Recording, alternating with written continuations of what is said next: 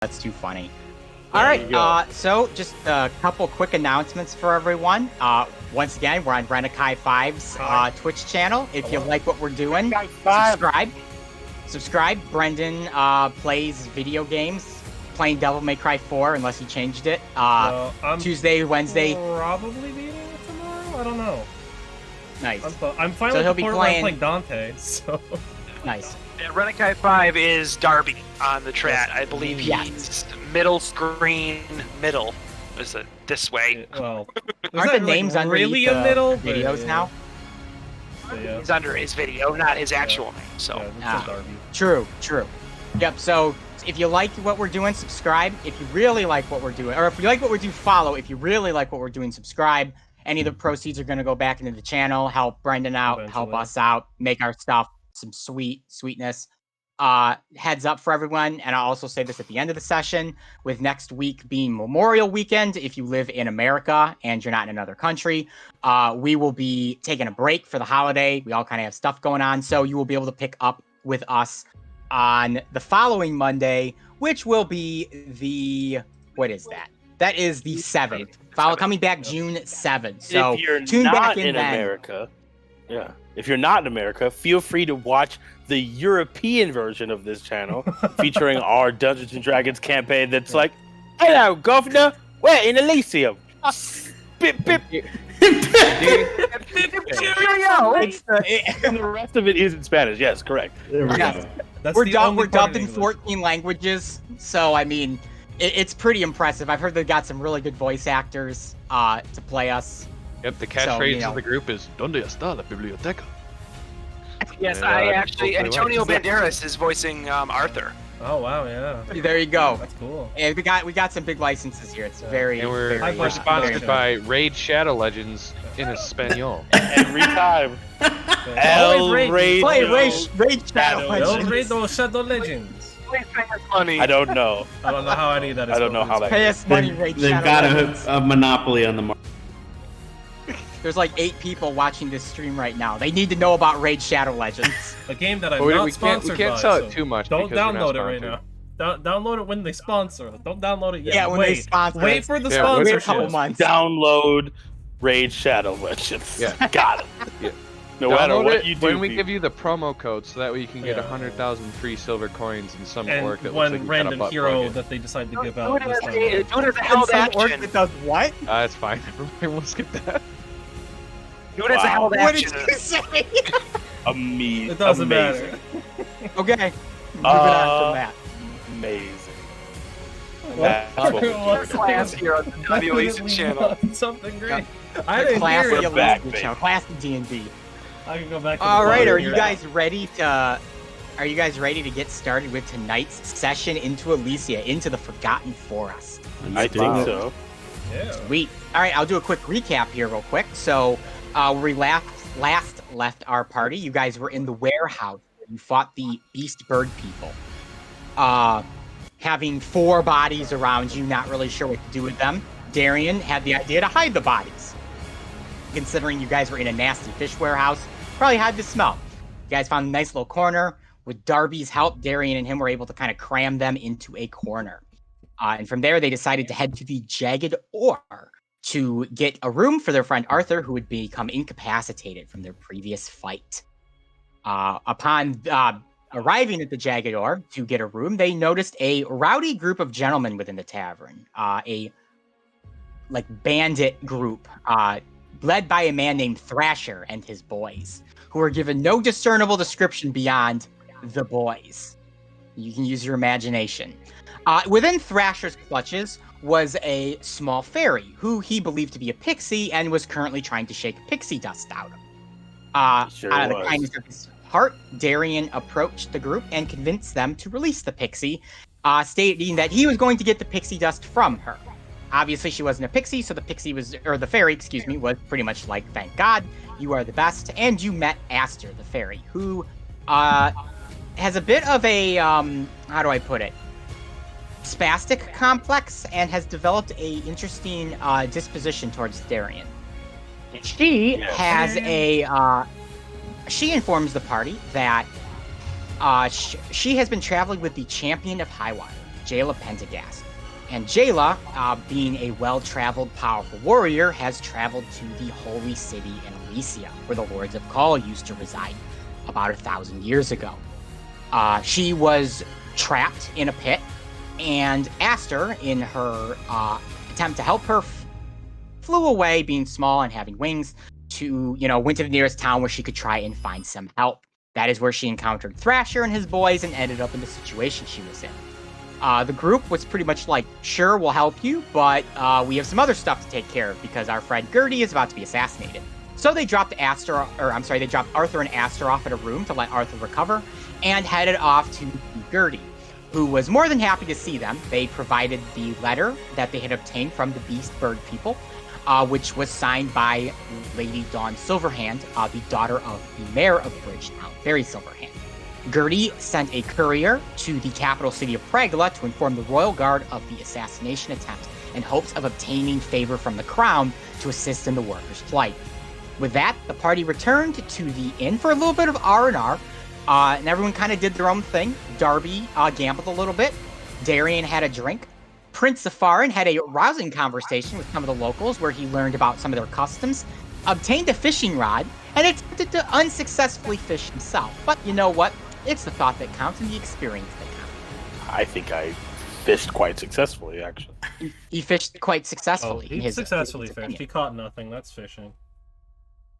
He did fish. The act of fishing happened. Yeah. And finally, Sentinel, he decided to assist the bartender, the aging Aragorn, with delivering drinks to the slowly filling bar as the workday came to an end. Finally, after a few hours, Arthur awoke from his unconscious state, back to the bar with Aster after kind of getting the lay of the land of what was going on, reconnected with the party, learned what their ultimate quest was, and then the next day the party was off to go to the Holy City to find Jayla. Along the way, they encountered a blood hunter Gorg, a angry, disgusting creature that sought to kill them for sport. The creature managed to put Darian Kipps down, but not before Sentinel pecked him into oblivion, and Darian was stabilized before anything worse could happen to him. After that, wandering a little further, they came across a large number of hoblings on the other side of a river, crossing a small rock bridge. The party, realizing that they had no hope in probably fighting off the large group without some casualty, decided to hide. But Prince Safarin had a quick thought, used levitation on one of these stone blocks and lifted it high into the air, spooking the hoblings and having them charge off in the opposite direction in fear. And finally, the party arrived at the Forgotten Forest, or the edge of the Forgotten Forest, I should say, where we ended last session as they attempt, or are about to begin their trek into the misty woods. And with that, I will get some music going. Bardo. Good old Bardo. Give it up for Good Bardo. timing on that. Pause it right once Bardo joins. Nice. Look at that. So I am going to read the description for the Forgotten Forest again real quick. The old wood of the Forgotten Forest sits in idle silence. But as you stare at the dense line of trees, an eerie feeling overcomes you. This place is ancient, perhaps as old as the goddess herself. The old routes to the holy city have long been swallowed by time. There are many stories, ancient magics that embed the wood. You think you hear a lumbering creak echo from the darkest parts of the forest. So you are at the edge of the Forgotten Forest. The trees are, despite even being the edge of the wood, the trees are tall and mighty, towering high above you. Aster kind of flutters herself over to the edge of the wood, turns to you and says, "Well, okay, we're here now. This is the Forgotten Forest, or at least where Jayla and I entered. I don't really know what path we took, because there are no paths, but I figured if we just kind of go, we'll figure it out eventually. The Holy City's on the other side of the forest. I know that much." Great. That sounds promising. You know how. This? Go ahead. I was just gonna say, is this forest notorious for being difficult to navigate? I mean, it's got a menacing name, the Forgotten Forest. I've traveled around a little bit, so I'm looking for a little bit of it. Yeah, so Darian, you've actually traveled in here probably once or twice before. The Forgotten Forest is increasingly misty, so right now you can't really see it. But as you venture into the wood, an almost otherworldly fog seems to overtake kind of the ground, probably to about mid-tree level, and it obscures pretty much any well-traveled ranger. Definitely difficult terrain to navigate. It's almost as if the spirits themselves are leading you in circles. My question was going to be to Aster. Did you remember at least how far, like length of day they traveled into the woods, or is she totally oblivious to? Oh, well, we were there for about 3.5 days, I think. But I don't think it would take more than a day or a day and a half to get through the wood. It's a dense forest, but it's not awful.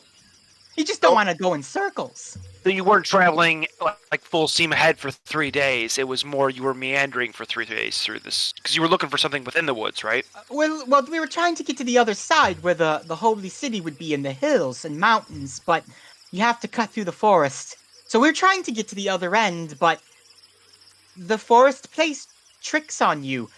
I remember we saw the same rock face 4 or 5 times, and we were walking in a straight path the entire time. If you're looking to get to the other side of the forest, why not walk around it?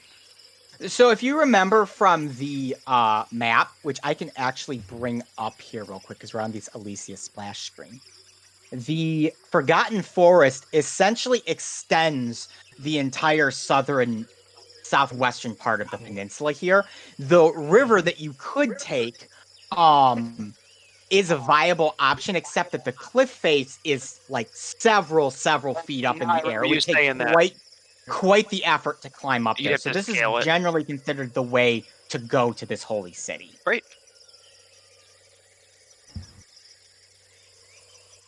Darian, may I ask you a question? Yes, sir. You live in the woods, no? I mean, I wouldn't say I live in the woods, but I've spent a considerable amount of time there. So, these are also woods, correct? Forest and woods are the same thing. It's just a different word for reasons I do not understand.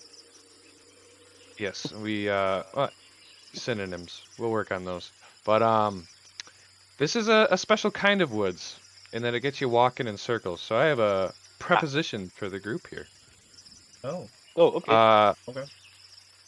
Ethan, whereabouts did we arrive at the base of, or like the outside of these woods? So I'm gonna mark it on the map here, right about here.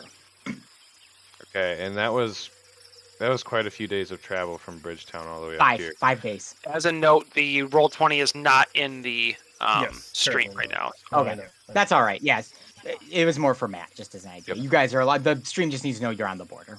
So I know time is of the essence here, but let's be honest. It's already been like a week and a half since Astrid abandoned her friend. Basically, not abandoned her. I went to get help. Jury's still out on whether or not you even know the champion. But carry on, Darian. If we want to, I think our probably most guaranteed way of passage through the woods is to follow the edge of the woods to the cliff faces and follow the edge of the cliff through the woods. I mean, you could do that. It's going to be quite another journey of probably another 3 days to get over there. Well, Astrid, you said you were wandering around in the woods for 3 days. What's to say we won't do the same? I guess so, but what's not to say the woods won't trick us either? Is there... Oh, wait, hold on. Is there animals around? You can hear animals within the forest, but you don't see any immediately. Damn it. Okay. But ask animals for direction. Dear, where do we go? Always. Mr. Squirrel, what's the way through? Could we not simply fly through the forest or over the forest? Can you carry everyone? Last time I checked, it didn't sprout wings. Same. Mine's not going to carry us anywhere. Although I will say, I have experienced Sentinel's back, and it is quite comfortable. Best night's sleep I've had in a long time. Well, thank you. Fair enough. Well, I think logically we could get tossed up in the middle of the woods for 3 days, and that's hit or miss. We could get through in a day, or it could take us 3 days or even longer. Or we could take the guaranteed route for sure for 3 days and go to the cliff face and walk the cliffs to the holy city. Well, Darian, I don't know about you, I am on but gamble. typically with first items, being somebody who's run into a number of them, logic doesn't typically pertain. So we may be able to see the cliff face when we are outside of the forest, spend the 3 days to get there, begin trekking through the forest, and then lose sight of it entirely. If what Astrid is saying here is true, is that the spirits want to trick you, they may illusion away the cliff face altogether. I've seen stranger things. Fair enough. Well, then we full steam ahead. This is exactly what I was hoping for. At the very least, we can prove the fairy wrong. Yeah. I'm not wrong. Why do you all think I'm wrong? Why would you agree to go with me if you think I'm wrong? I don't think you're wrong, but I mean, you don't have any damning evidence, so... I know. Nothing. I'm gonna get that locket, or a signed letter, or a trading card, or something that shows I know her. Yeah, I guess we'll see when we get there. Sure. Something If it easily gives you any forged. consolation, I believe you believe that you know the champion. So you think that I'm following her around and don't know who she is? She think doesn't know that who I you am? I believe that you know the champion. Thank you. He gets it. He's smart. What about you, You seem Sentinel? to find people that are much bigger and stronger than you are and follow them around incessantly. And if this champion is strong and big, it would make sense that you would do the same. I don't know if I should take that as a compliment, but you should listen to him more. What about you, Sentinel? You Yes. have to believe me. Yeah, I believe you. Absolutely. Trust a fairy. They always say never not trust a fairy. I was You've about got to all say the never trust a confirmation fairy. you need. You've got a prince from another land and a giant chicken that believe your story. So, by all means, what does my affirmation mean to you? Exactly. I am Thank glad you. that you see this as a understanding, as I am as a higher station. My word should carry more weight with you. Well, Whatever you say. it does. So let's cut through this forest, and I will prove to you all that I do know Jayla. And when I see her, she's going to be so happy to see me, and so happy that I brought all of you there to help her.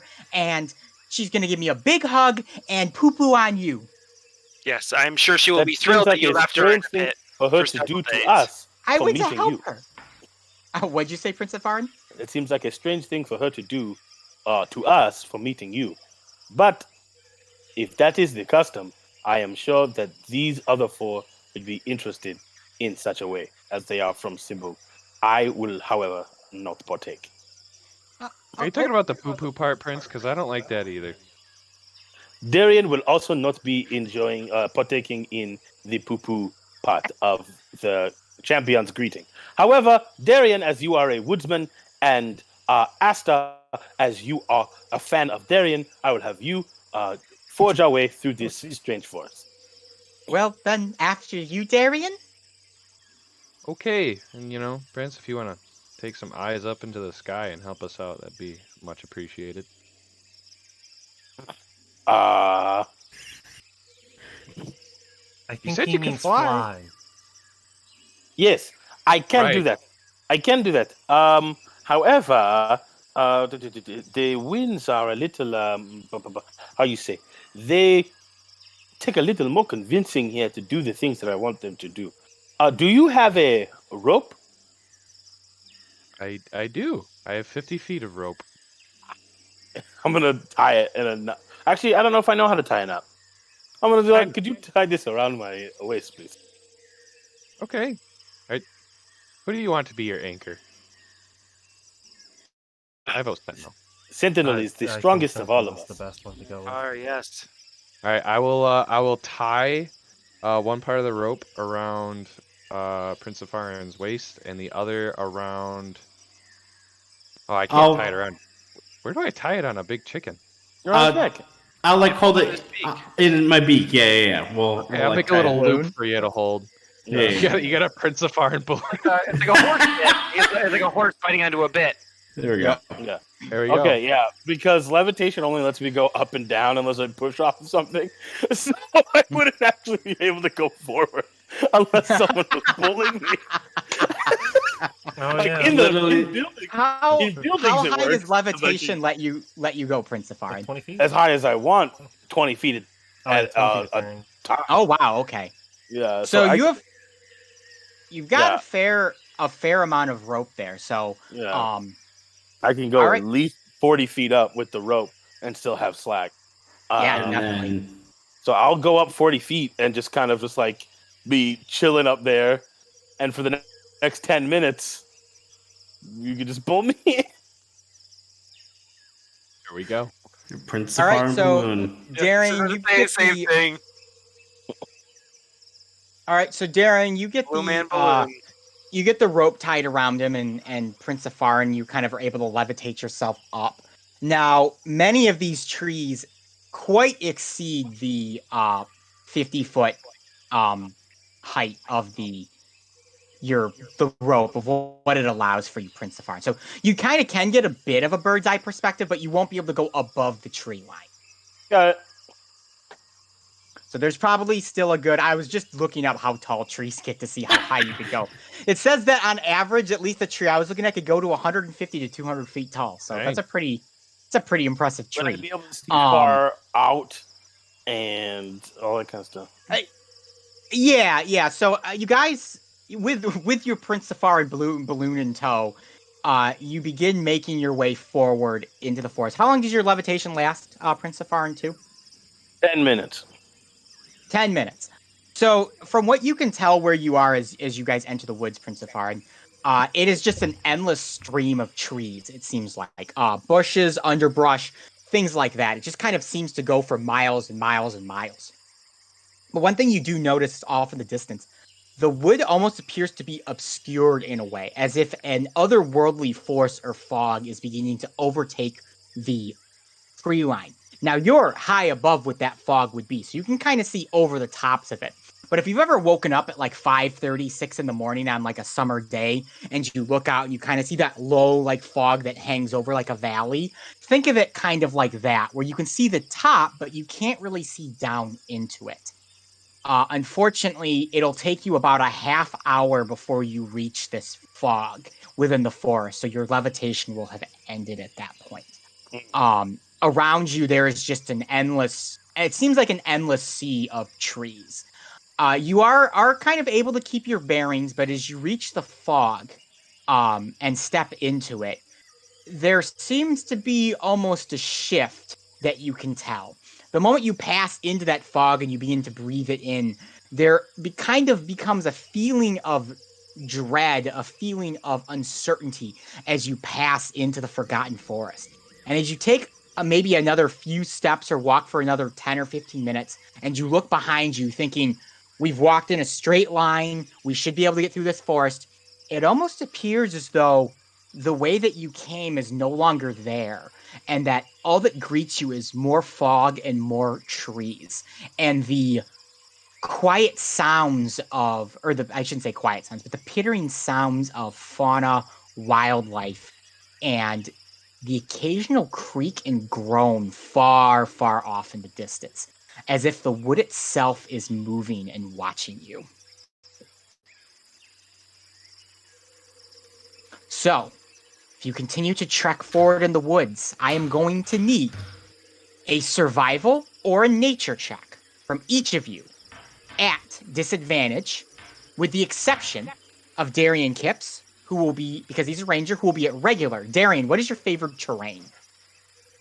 I don't think I have favorite terrain. I think it got replaced with the new Tasha's stuff. Okay. I think so, yeah. If you Yep, took so it will just be a regular die roll for you then.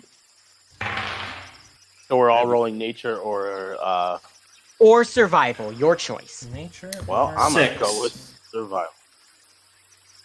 I got So Sentinel got a 6. 16 for survival. 16. 4. Or Matt, I got a 10. 10. Okay. Well, And Brendan. Or I Well- should say Darby. If it was a Darwin. disadvantage, it'd be decent, but it's a 9. A 9. All right. So you guys truck further into the forest, finding a strange, like cliff-esque rock face before you, with a large lining of different trees and shrubs, each appearing in different jagged shapes, as if they are almost man-like in their shape.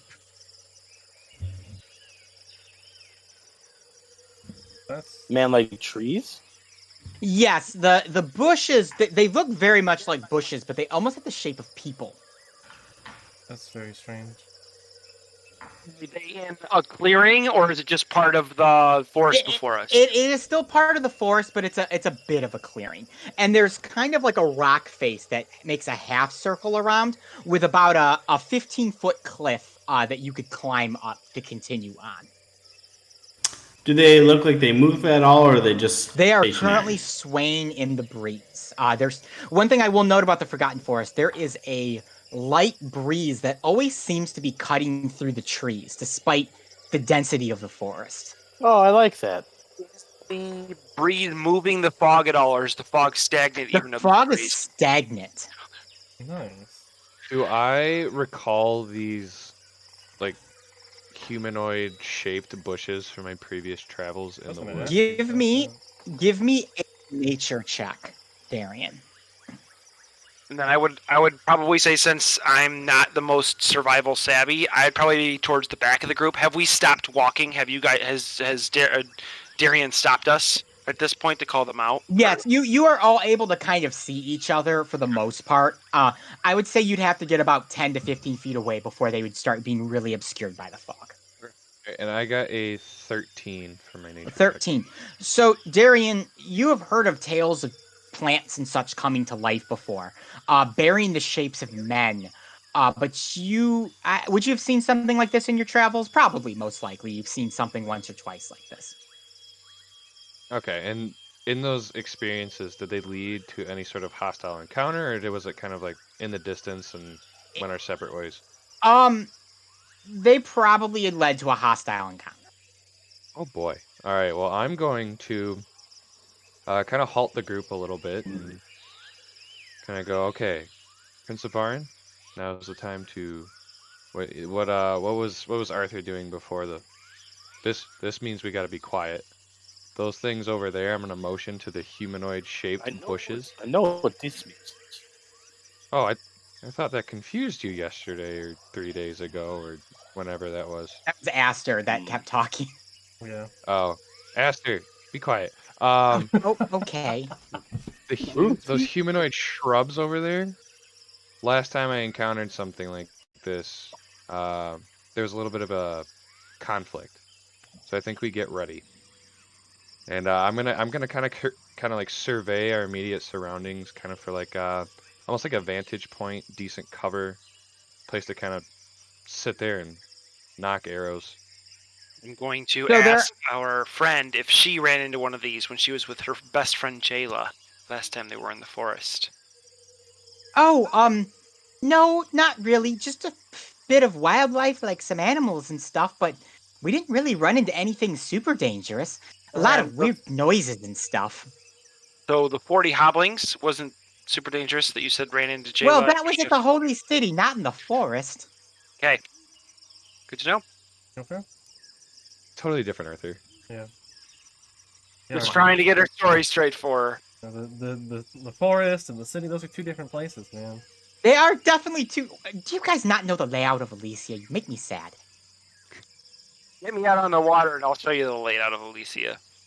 Fine, I would love that very much, and Darian will accompany me. I don't know about Maybe that. I'll introduce you to Luther the Lithe. You meet yourself a fairy hero. I would actually very much like that, and I would be terrified too. But I have many questions to ask him. How it's like being a fairy on the high seas. Lots of fun. It'd be a good time. We're gonna have to go sailing with Arthur. But yeah, Jayla and I never ran into anything too weird here in the forest. Just a lot of walking in circles. I think we're about to run into some weird stuff. I might be being overcautious, but I'd rather be ready. Nothing wrong with being cautious. So there are several trees around you that you could kind of take vantage point either in or like behind. I'm kind of looking for like a vantage point in with at least half cover. And you Something like said beyond this like pseudo clearing is a cliff face, so it's not like we can walk around this clearing. It's like we have to go through it to climb the cliff face to keep going. Yes, climbing would be preferable. No, actually, you could walk around it. Oh, okay. Yeah, you could actually walk around it pretty easily.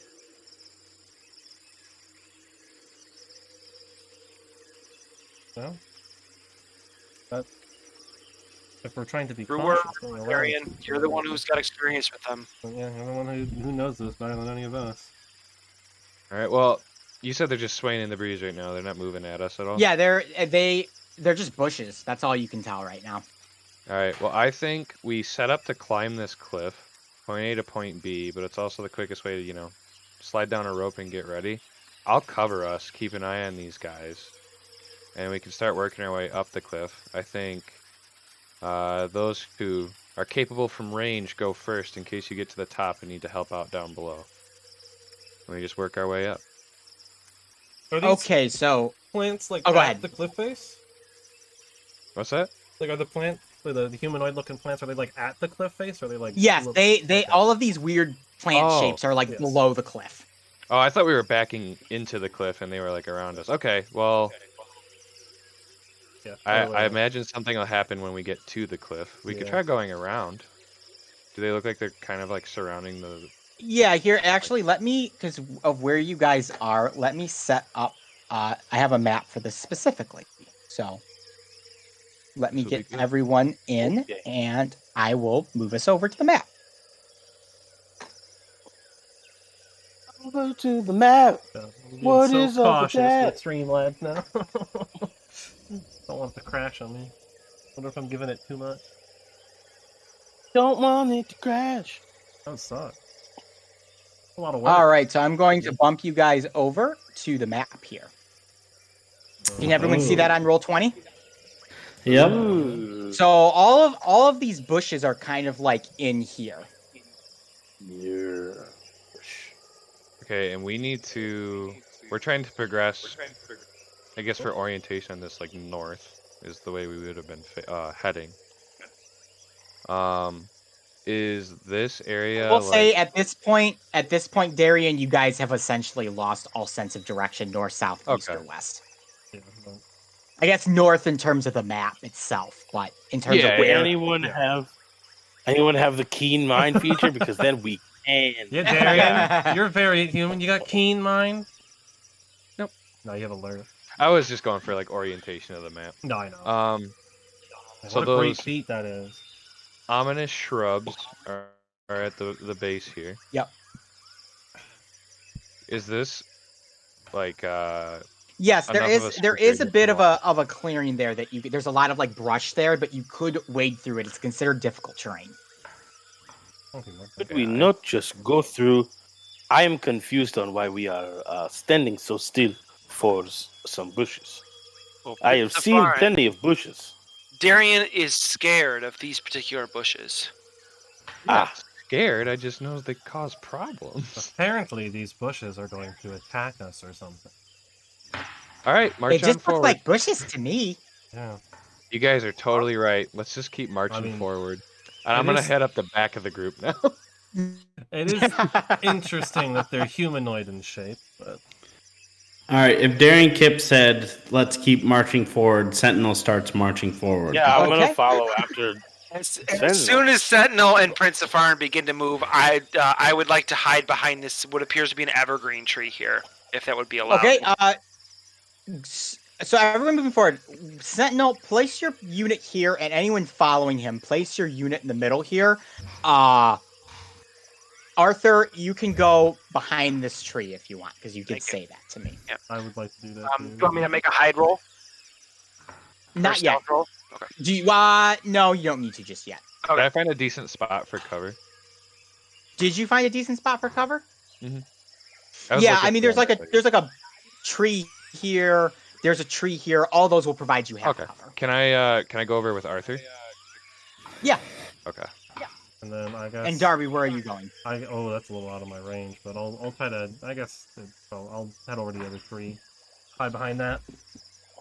Prince Safar and Sentinel, do either of you feel odd that your party is running over to these trees while both of you truck to the center of this clearing. Oh, if they're just doing that, I'm going to turn around and ask what they're doing. Precaution. Excuse me, friend. Why are you hiding behind this tree? I had to tie my shoe. I'm just kidding. Those things are gonna come to life. Well, I don't know They how don't much I seem- believe it. It is better to be safe than sorry. They don't seem to be alive now. And Sentinel, is there like a bush near me? Yes, if you move forward 1, there is a bush near you. Okay, and I just like brush the top of it. As you brush the top Yeah. of it, the bushes immediately spring to life, bearing the shape of men, but appearing not quite to be as such. Oh, that's They- a lot. They all bear the shape of people. The ones down here are a bit smaller, being about the size of a Sylvanian, or like a hobbling, where the ones up here appear more man-like and man in their shape. They had actually blended in with a series of bushes up there, and you were unable to detect them before. And everyone, as Sentinel kind of goes and brushes it, it immediately springs to life. Talons on its brush-like hands shoot out, and it goes to swing at you, Sentinel. Everyone, give me an initiative roll. Oh man, Ah! immediately That's hot, so no chance. Yeah, not. You asked for it, man. You asked for it. You can't I say mean, you didn't see it coming. Well, Darian said, Oh, that's well, not let's fair. just march forward. So, Yeah, hey. no, Darian kind of just Well, made that happen for everybody. The sarcasm. I blame was you. lost. The sarcasm was lost. Ethan, are the ones up top? Are they? Can I tell if they're donning like ranged weapons or anything like that? No, their hands are just they're like this like brush kind of needle shape. Darian, give me another nature roll, actually. I want to see if you know what these are. Not Yeah, I that don't. Probably it's a 4. You have no idea what these are specifically. All that I know is I've encountered them before. Not that I would know this as a character, but I mean, just because they have the needles doesn't necessarily mean they can't shoot them or something. But I don't know. They could just be slappy boys. Got these bad boys added to the track encounter here. Oh, I didn't blow everybody away on initiative this go around. No, I didn't do very well this time. I rolled a 9. Bummer. Yeah. Still ended up with a 17. That's insane. That's wild. Power of a high dex. High dex and what is it? Alert. Yeah, alert. Yep, That- that'll help. What is it, +5 for alert or something? Yeah, it's +5. Yeah. It's been a while since I've had alert. I need to get a bunch of d20s to like mass roll enemy. Didn't you? Alrighty. Oh, man. Yeah, it was Lux. What is your dex, Arthur? My dex is +4. What's your actual number? Oh, 18. All right, you will go before these guys then. Ooh. Sorry, I'm just double checking. I'm tied Okay, with one as well, and I've got an 18 too. Darby, you will go before him. I think that's everyone. Oh, I need to roll for Aster as well. Hey, she can take the 0. It's okay. Aster is a big fat 0. I mean, what's she gonna do? Take my doesn't bardic do it. inspiration that isn't actually bardic inspiration. Her fairy inspiration. Yeah, which is No, definitely Aster not. did pretty good. She got a 15. She also has a very high. Does she tie with anyone? No. Yeah. Nope, she doesn't. Okay, so starting. Oh, I have to redo it because it's going by alphabetical. All right, Arthur, you start us off then. So as Sentinel has brushed these guys, all of these bush creatures have just sprung to life and immediately appear hostile. One's actually going right to swing for Sentinel. Okay. So I didn't roll stealth. I didn't roll for hide. Do I believe myself to be hidden?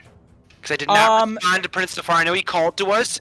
Darian responded. I did not. So, do I? You don't have to tell me if I am hidden. Do I believe myself to be hidden? For the sake of this right now, I'm going to say you're not hidden. That's totally fine. Then I am going to do what I do best, and I'm going to spring forward and go 5, 10, 15. Stop there.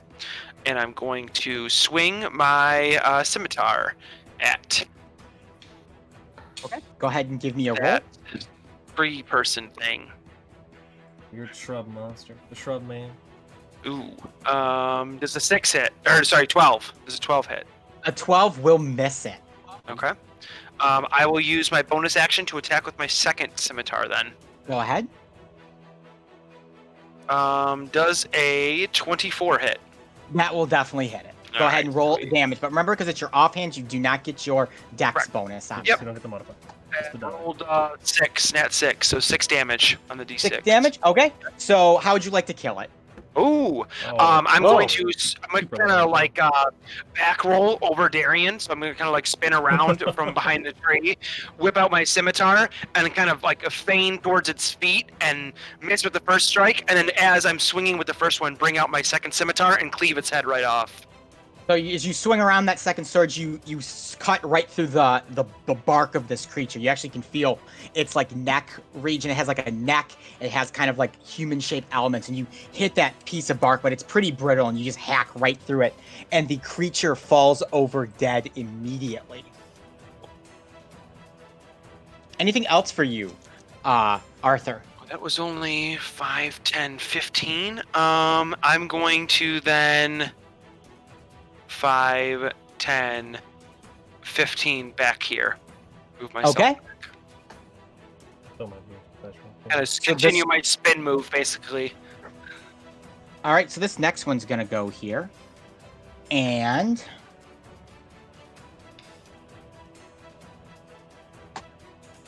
it is going to hop down. Shoot. Okay. And it will go one more, and it's going to shoot needles at you, Sentinel. Dang, I called it. Hit me with it. Does a 14 hit you? No. Nice. All right, so it brings up its hand, and immediately you see these needles like fire from it.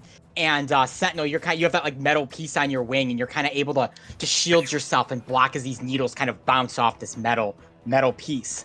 That will be his turn, and that will actually go to you, Sentinel. All right, Sentinel's gonna turn back to Darian and say, Darian, they're alive. That's weird. And then he's gonna get real mad that he made that mistake, and we're gonna go into a rage. Chicken rage, and then reckless Rage. attack on this guy, and that is a. that gives you advantage, right? But you will have advantage against you, correct? Yes, Everything correct. on him. Attacks will have advantage on him. It is a 19. That will hit him. Roll for damage. Is it all attacks on him, or is it just the next one? I don't remember. I think it's all attacks. All for his attacks, because you're recklessly opening yourself up. Yep. So that is a 5. 5? How would you like to kill him? Heck yeah! Since it's reckless, I'm gonna do like a little breakdance move. You know, like I'm gonna swing my leg out and spit, like do a little spin and squat, and hit with my beak axe on. All right, so you just immediately, you kind of get low, you do your little foot thing, you cleave right through it. You actually can see like leaves and Stunk bark out. just like explode out of it, kind of like entrails, and the creature falls over dead. What else for you, Sentinel?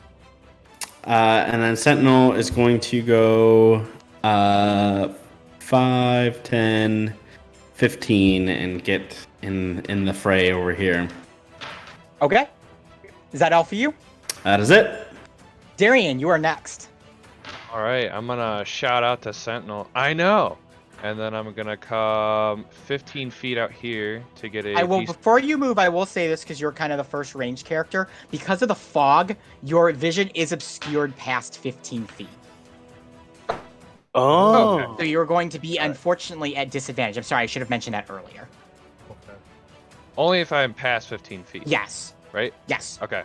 I'm going to actually come here, and I'm going to let loose an arrow to this guy here. Ethan, if that's the case, can I change where I moved? Yeah, that's fine. Go ahead. Since I I should guess have mentioned I that. wouldn't have technically known that these guys were over here. The only person I could see is this one, so we'll say that. Well, so you can still tell he's there. I'm just saying for ranged people, because of how dense the fog Yeah. is, it's making shooting them obscure. harder. Yes. Yeah. Oh, okay. Not Yeah, like so you could still definitely know he was there. It's not that they're like, unseen. You can kind of October. tell, but it's not. Yeah, you can't pinpoint the location. You just like, Correct. there's something there. Gotcha. Generally, He's sniping people.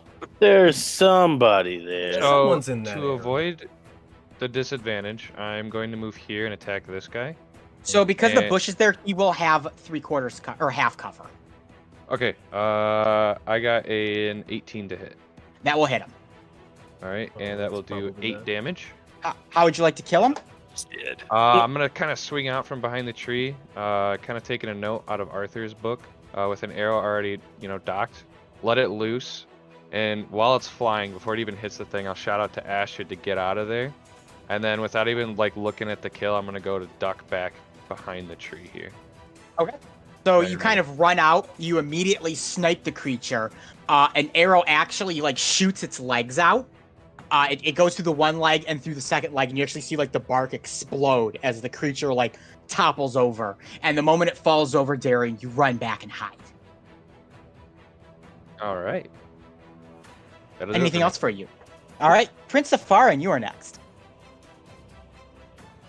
I am going to, not wanting to get hurt, I am going to go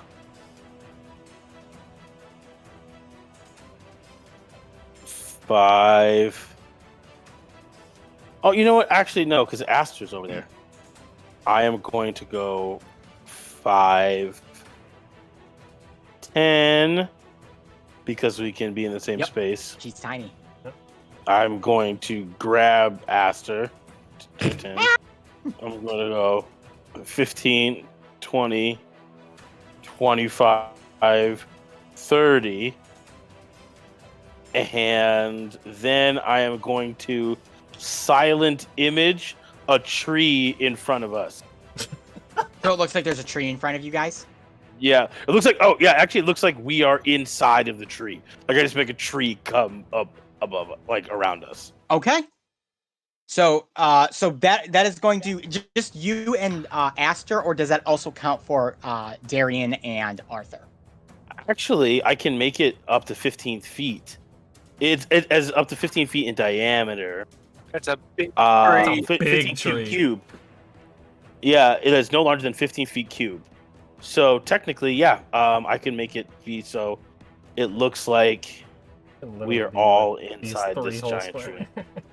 Yeah, I'll make the tree look like it's covering both Darby and not Darby, sorry, No, I'm both Arthur and Darian as well. I'm just reading the spell real quick. So this giant. So to describe the turn. So immediately Prince of Farin runs up. Do you say anything to Aster, or do you just grab her out of the air? I just grab her out of the air. 'Cause she's kind of like, oh my god, these things have come to life. Like she's freaking out. Sentinel ran one way, and all of a sudden Prince of Farin, you run up, you just grab her, and she's like, ah! And you pull her, you run back, and you cast this silent image spell, and this giant shape of a tree has formed around you, Arthur, Aster, and Darian, and it kind of shoots upwards to about, how high can it go? 15 feet. So So it's a stubby tree, but it does look like a tree. yes. It's a very wide, stubby tree. The Wide 15 by stubby 15 Yes. tree. Anything else for you, Prince of Farin? 15 by 15 15 by 15. bonus action. I'm gonna let go of Aster. Okay, so you let go of Aster, and she's like, thank you. I didn't expect you to grab me like that, but thank you. Do not mention it.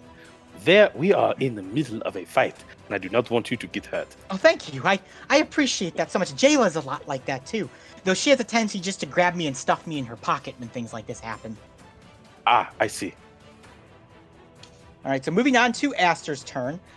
She's kind of gonna be fluttering around, kind of see that you're in this illusioned tree, and she's gonna look back to Darian, and she's gonna go, Darian, you're pretty good with that bow and some range. Go and shoot him in the nuts or something, and you will have fairy inspiration. Haha, That's tree the nuts. plan. Three nuts. And that will be her turn. Darby, you are next. Alright, Darby. Sorry, Sentinel. He's gonna come out from behind the tree, the 15 feet. Who's the kill stealing? Look, man, I don't care.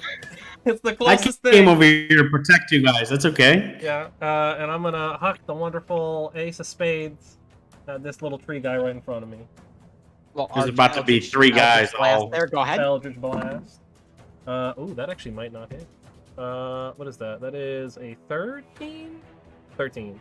A 13 is their AC, so you will hit. Ooh, nice. Nice. And it's a good thing that I won with my 12. Oh, that's so frustrating. yeah. It's a good thing we're level 2, because now I actually get to add my charisma modifier, so it's 6 damage instead of 2.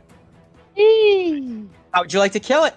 So Darby runs out, pulls out the ace of spades, and he just flicks it, and it just like cuts right through the head and chops it off, or the head, I guess, since it's not a person. Yep. So you throw the ace of spades, and as it crosses in through the head of the unit, it kind of like erupts in like a glorious fire. And much like when Arthur decapitated it, you can kind of see like the bark explode from its neck, and the head go flopping onto the floor. And then Darby will run back to the tree All right. and take his cover. The next of these blights will go, and it is going to hop down 5, 10, 15, 20, 25, 30. And Sentinel, it is going to shoot you at advantage with its needles, since everyone else has vanished from the battlefield. Yes. That is a natural 20 off the first roll. No. Oh no. Well, at least you take half. No. So You're that's going to okay. take half because it's a piercing, so this Yeah, is going to be Sentinel. 4d6. 4d6, but That's a spicy amount of damage. you take half of it though. Yeah. Roll low. That's 19 damage, so that'll be 10 damage to you, Sentinel, at half. Oh, A third. that's So it just much. blasts. It just pulls its hand up, and just blasts needles, and they all strike you, Sentinel. Whew. The next one is going to go, and he also is going to hop down and go 5, 10, 15, 20, 25, and will shoot at you as well for advantage. Oh boy. I think you are in luck there because they rolled did not roll great. A 9. Nope. All right, so the next of these blights are going to go, and it's going to go 5, 10, 15, 20, 25, and it is going to stick you with its needle arms. Sentinel. It sounds like fun. Yeah, that sounds like a great time, honestly. Anchor's gonna tank, man. That's what he's does doing. does an 18 hit you? Yeah, it does. That'll be Anchor's 5 going to- damage, so round it down 2 damage to you. It's not bad. Little poke. The next one will go, and it's just going to move 1, and it's going to do the same exact thing. Does an 11 hit you? Or I'm sorry, not an No. 11. It's I'm thinking of their damage modifier. A 13. Nope. All right. And then we've got the next big boy who's going to hop down and step forward, and he will also shoot you. Does an 18 hit you? Yes, it does. 3 damage at half. That's halved. Okay. Not bad. A little poke. And the next one's going to hop down and move here and do the exact same thing to you, Sentinel. Dirty 20. Wow. A lot of hits. 5 damage on that one, and that is halved. Look at that. Just So took kind it. of they all just kind of stepped down and just started bum You're rushing still you. up? These needles Yeah. are flying everywhere. Sentinel, he's covered in these big, thick, sharp needles right now. But his rage, he is standing strong. Don't care. Arthur, you are next. All right, Arthur's going to see this just display of strength from Sentinel and be inspired. He's going to charge forward, kind of leaping through the illusion. 5, 10, 15, 20. He is going to attack this one with its scimitar. I will have advantage because Sentinel is directly next to it. So It's not you have sneak attack, not sneak advantage. attack. That's what I meant. Yes, That's what yes, I meant. yes. Sorry, sneak attack. Thank you. That's going to be 25. That'll hit him. Oh, that's Alright. super dead. Don't think you can miss this. I Or don't not. think you don't That's kill gonna him. be I think it's only 1d6 for your sneak, right? But yeah, but plus the original d6 of the weapon. So 8 plus 4, 12 modifier. damage. Yeah. How would you like to kill him? I'm just gonna drive the scimitar straight through it, kind of splintering it through. I'm then going to finish my movement by moving over to Sentinel, kind of giving him some reprieve and not going into hide. And I'm going to attack this other one that's right next to him as well. Go ahead. With my offhand. That is a 16 to hit as well. That'll hit. All right, this is going to be the one. And you already used sneak attack on the one, so you will not. Correct. You also do not get modifier for offhand. It's just going to be 4 damage. That will kill him. How would you like to do this? I'm going to take its legs out. So after driving my scimitar with my right hand through the one, I'm going to swing with the left one right through its legs and just take its legs out from underneath him. Yep, so you impale the one, you pull your sword out, and immediately with your offhand scimitar, you hack the legs off the other one, and the 2 twig blights fall to your feet, dead. I'm gonna use the 2 scimitars to wipe the sap instead of the blood off the blades and just kind of wink over at Sentinel. All right. Is that your turn, Arthur? It's my turn. So this needle blight is gonna go, Well, and he's gonna move forward 10. And he's seeing you fell the smaller ones, Arthur. He's going to attack you. 17. 6 damage to you.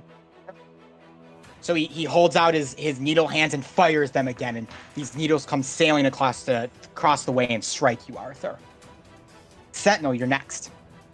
All right. Well, if he's gonna go, I'm gonna wink back at Arthur and gonna run up in here and go after the one that just shot at Arthur. Go ahead. With a reckless attack. Okay. That is 21 and damage is 11. How would you like to kill him? I just like in the run towards him, I'm going to just just kind of like ram him with the front of my axe. You said you attacked the one that attacked Arthur, right? Yeah, the one on the right. That was my bad. I did the wrong one. So yeah, so Sentinel, you just charge forward, squawking wildly, and your head is low, and you just bash him up with your beak axe, and you just watch as the entire tree just like explodes out. His like bark and sap go flying. You get covered in it a little bit, and it falls over dead. Anything else? Lick the sap off my. It's pretty bitter. Yeah, there we go. It's okay. It's worth it. Yep. It is worth it. Darian, you're next. All right. I'm going to do the kind of similar to what I did previously. Go about here and let loose an arrow at this one to the right. Go ahead. I guess I'm not hiding on my turn. That'll be a 22 That'll hit. for 10 damage. All right, so you run out, Darian. You loose your arrow. It pierces right into the blight, and it staggers back, but then kind of straightens itself out with almost a robotic clicking fashion, and remains on its feet. Sheesh. All right. With that, I'm going to take my last 15 feet of movement and go back into the illusion. Back behind the tree. Anything else for you? Nope, that'll do it. Prince Safarin, you're next. Okay. I am going to.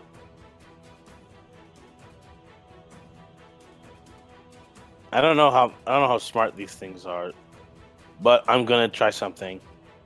I am going to drop the tree illusion. Okay, tree illusion is dropped. And then I'm going to create a fire illusion that goes around these guys. Okay, so are you using silent image again, or minor illusion, or what spell specific? Silent image.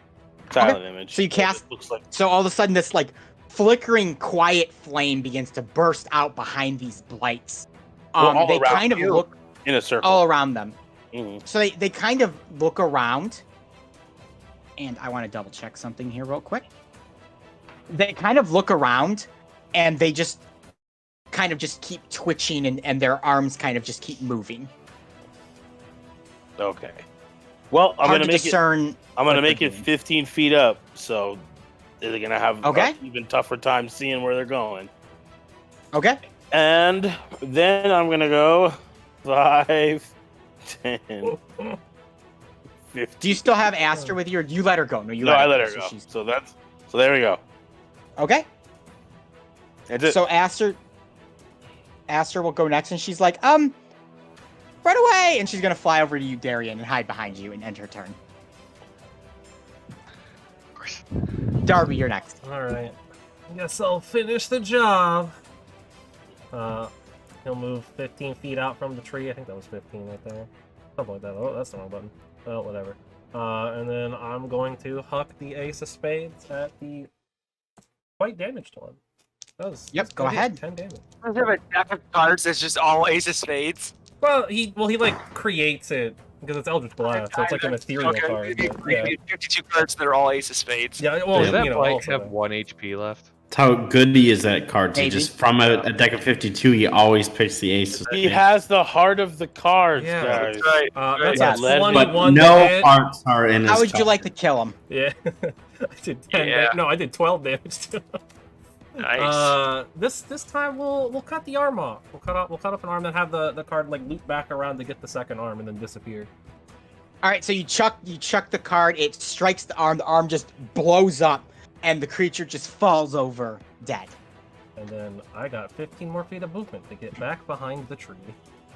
All right, so you run back behind the tree. All right, so this next one's gonna go. It is going to shoot its needles at you again, Sentinel. Does a 16 hit you? It does. All Wait, right. which one is doing what? Oh yes, one- that's right. There is a wall of fire in front of him. He cannot see him, so he Yeah. will step through the wall of fire, There we go.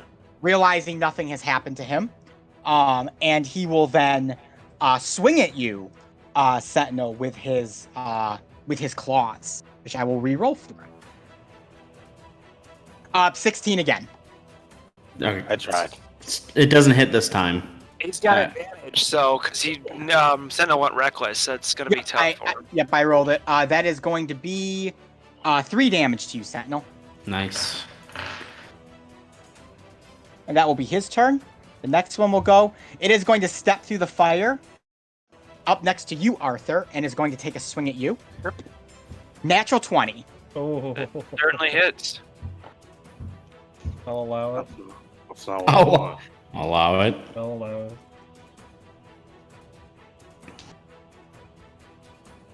What do they get as a plus? 12 damage to you, Arthur.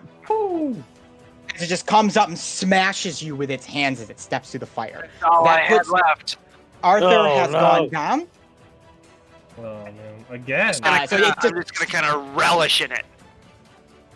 That's big oak Strikes Arthur damage. down to the ground. The next one's going to go, and it's going to swing at you, Sentinel. Sentinel might go down too. Does a 12 hit you? No. Oh, maybe not. All right, he will miss.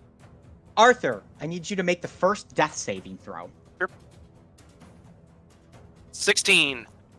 That's a pass. You'll have a positive there. The next one is dead, so Sentinel, you are next. Let's do it again. Reckless attack. That is a 23 for 8 Are you attacking damage. Are you attacking the The 8 one on damage? the top, the farthest away. Okay, so you did 8 damage to him. Yep. All right, so you go in and you bash down with your beak axe. You take a hunk of the wood off, but it's still standing tall and tough. Oh. Anything else for you, Sentinel? Oh, wait. Oh. I gotta get used to doing this.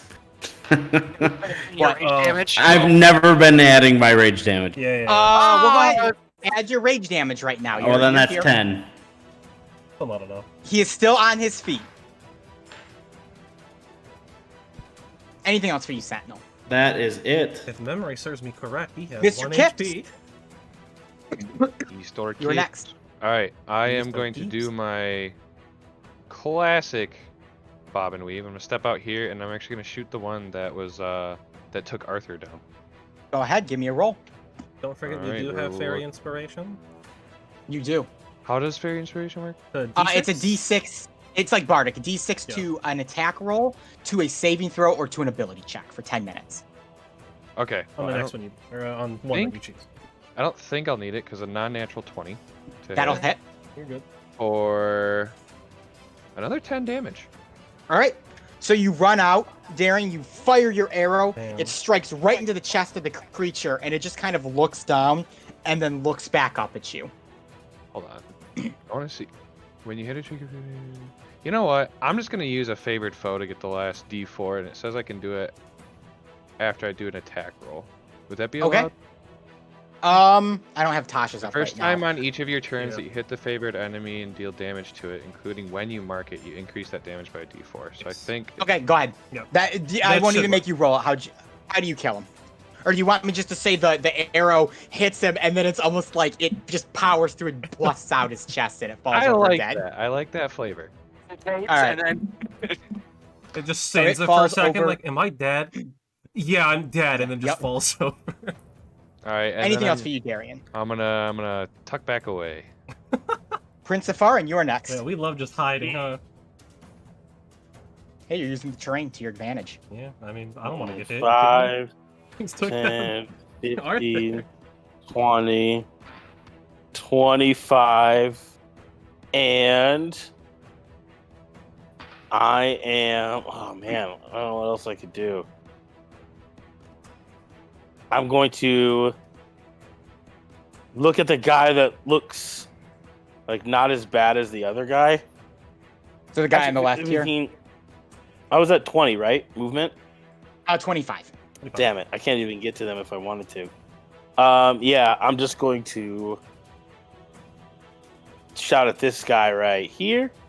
And I'm going to tell him to submit. And he is going to have to make an intelligence saving throw. Which one? The one on the left or the one Left. above Sentinel? The one on our left. One on the left? Okay, he has to make an intelligence save. Wow. Like a loser on there. 17. Oh, wow. okay. Never mind. Nothing happens. So you just yell submit, and it's just kind of like click, click, click, click, click, click, Yeah. click. I do It's not like, understand. I kind of. and Yeah, well, that's it. you're going so well. I know. Yeah, That was it. this is my third 20 of the night, natural 20 of the night so far. They Anything also else for you, nat Prince one. Defard? They got -3 and you still couldn't get. That sounds feels like it's- bad. That's it. That's everything I got. That's All right, crazy. Aster is just kind of like, 5, 10, 15, 20, 25, 30, and she taps you on the shoulder, Darby, and goes, hey, your buddy went down, so you should probably do something about that. And you also have fairy inspiration. Thanks, I know. And that's your turn. Passive aggressive. I know. I love it. Very I love pushy. it. We're working Field on general. it. Yeah, we're working on it. All right, I'm gonna go 30 feet up to there. Which Okay. I'll double mark that just to make sure I get it right. And that should put me in 15 of both of these guys. It does. Yep. I'm going. I guess I'll finish off the damaged one. That's probably smarter. I'll huck another ace of spades. Oh, that's a So many 19 on the aces of die. spades. It's always the ace of Nice. spades. It's always specific. What if that's all he could produce, and that's how he gets caught cheating all the time? How would you, Nah, he can how would produce you more. like to kill him?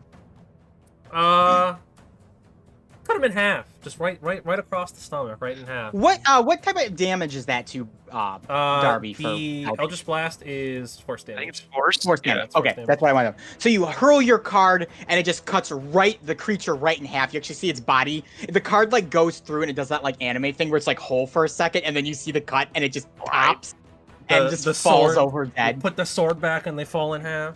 Yep, exactly, and it's dead. And that is all Anything I else can for you, do. Darby? I don't All think I have- right. I Well, don't you think I have took any out bonus the actions. one. There's only one left, which will attack you again, Sentinel. Yep. Here we go. Or Sentinel.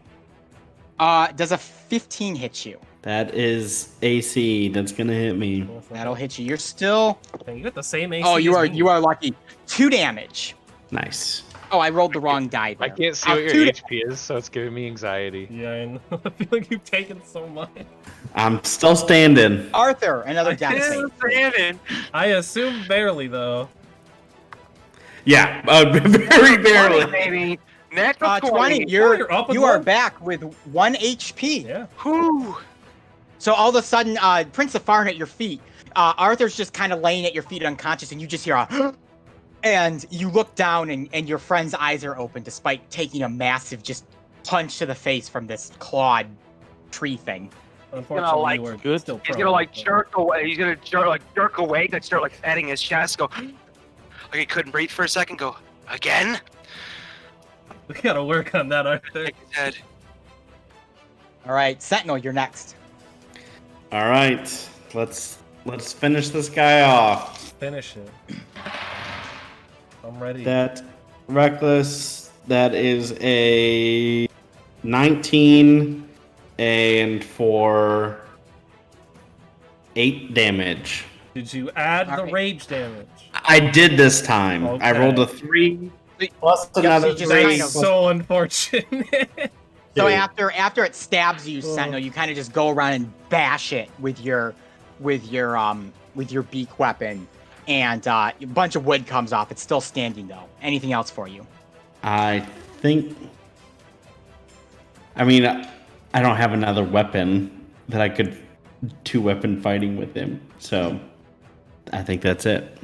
All right, Can you do weapon fighting? Darian, you are next then.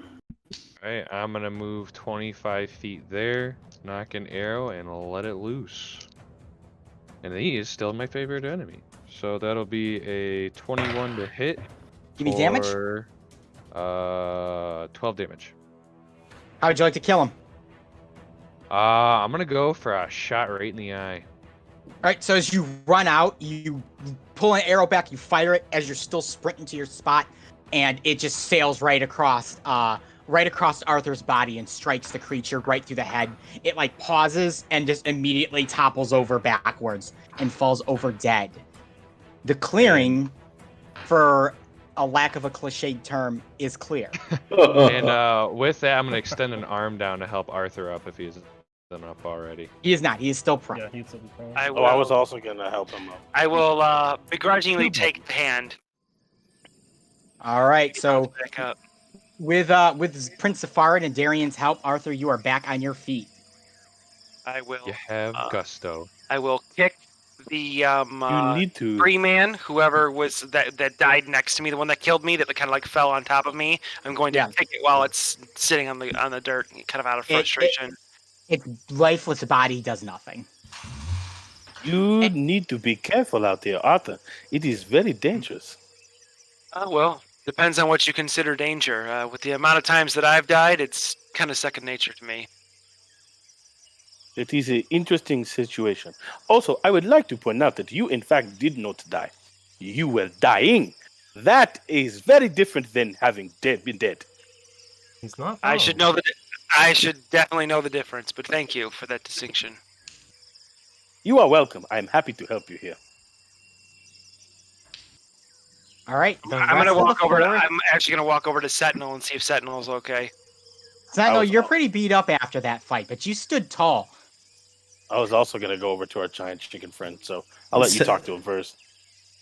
Sentinel's gonna be like with his beak, kind of like pricking out, needles and little like, splinters and those kind of things from his. There are a feathers lot and- in you. Yeah. Sorry I couldn't be more help there. I was trying to draw some blows away. It seemed like you were pretty overwhelmed. Yeah. I mean, everybody just hid in the trees and left me out there. But I mean, like Prince of Farn, you turned into a literal tree.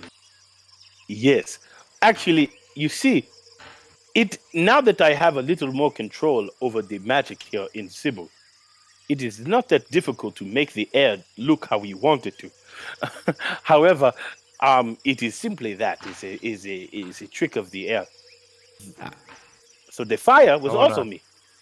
I appreciate the fire. At least, I mean, it was an attempt.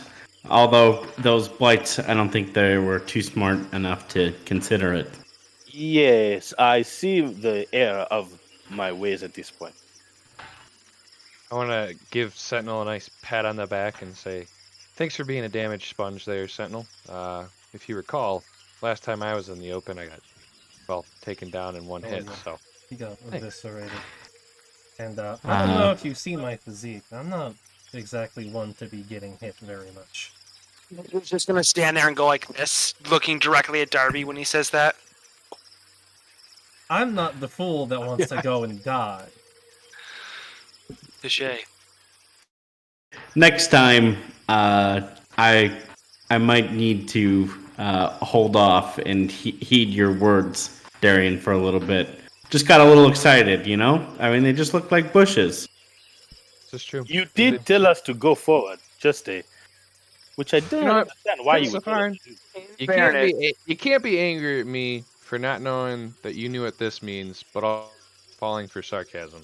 So we'll work on that. I thought Sentinel was going to be just fine because I only saw the ones in this valley. Totally didn't see the bigger ones up on the cliff. Oh yeah, no, I had no idea there was more.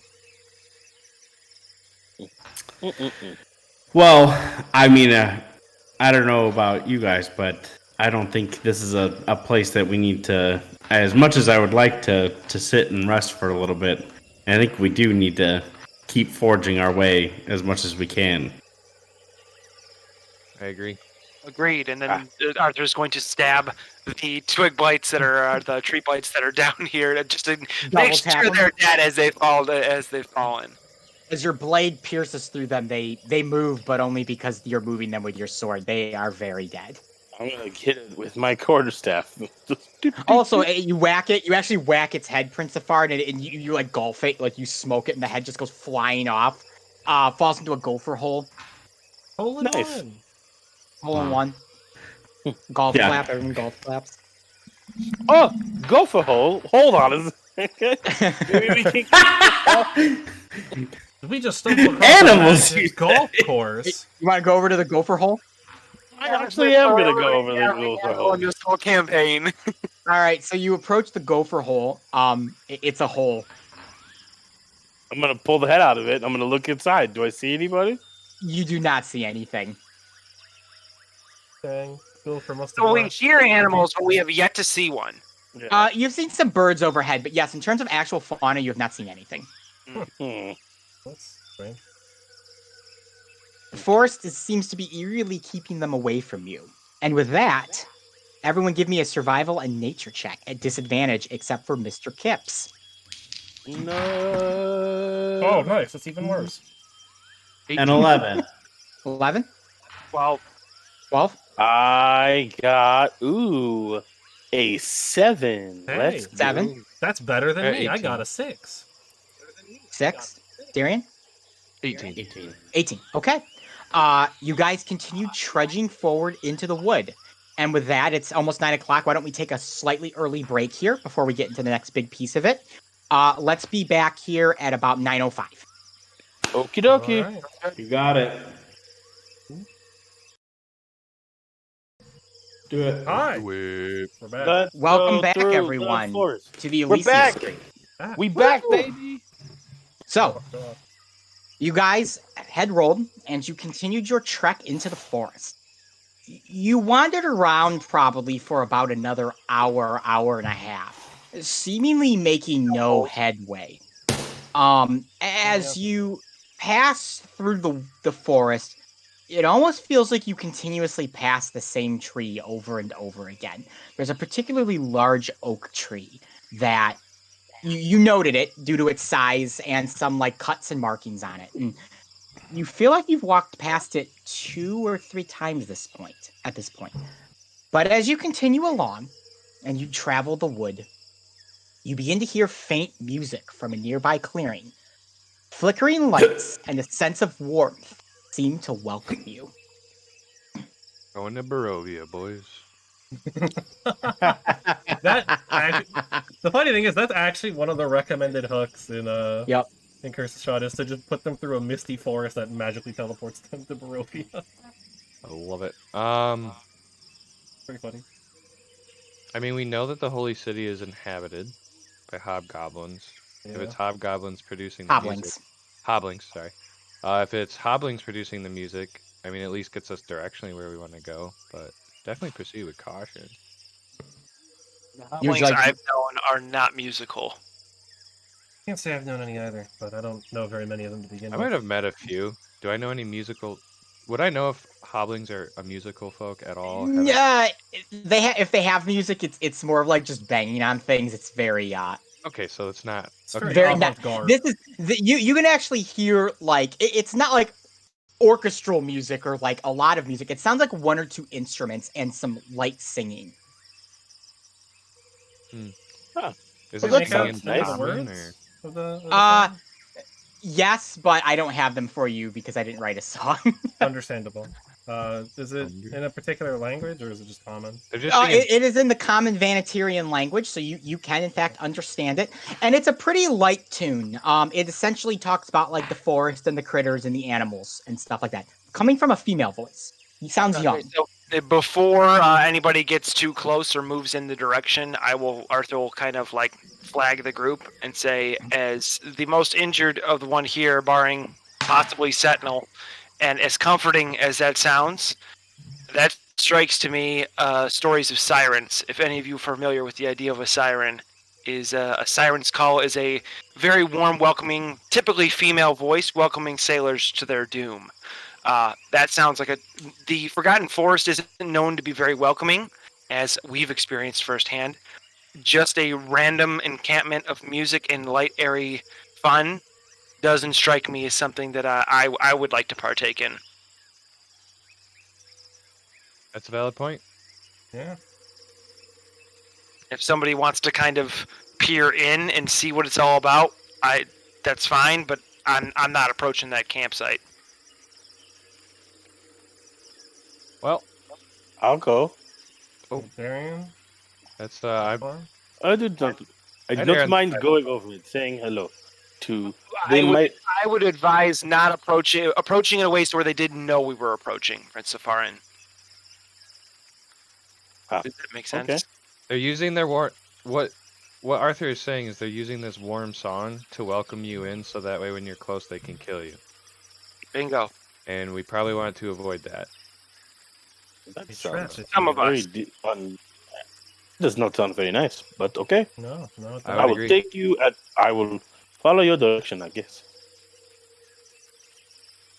I can attempt to scope it out if you'd like. I am probably the stealthiest one here, barring Darby, maybe. Yeah, I mean, I'm I okay. mean, at I'm pretty stalking around. stealthy. Not much of a woodsman. You're though. injured. I mean, I'll try to check it out, but I want to keep distance. How far away does it sound like it is, Ethan? It's not far at all. You can actually see the flickering light, so probably 20 feet.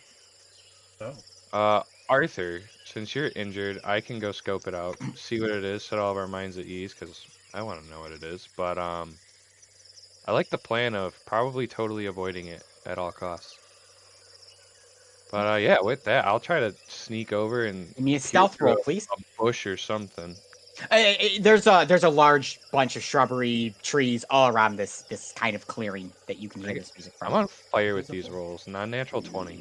Look at you go. So Darian, you crouch down, you kind of depart from the group about 20, 25 feet away, and you approach the clearing. You find yourself a decent vantage point between a large bush and a trunk of a tree that's recently toppled over, so you're kind of able to tuck yourself in there. So in the clearing, 3 small children appear to be playing.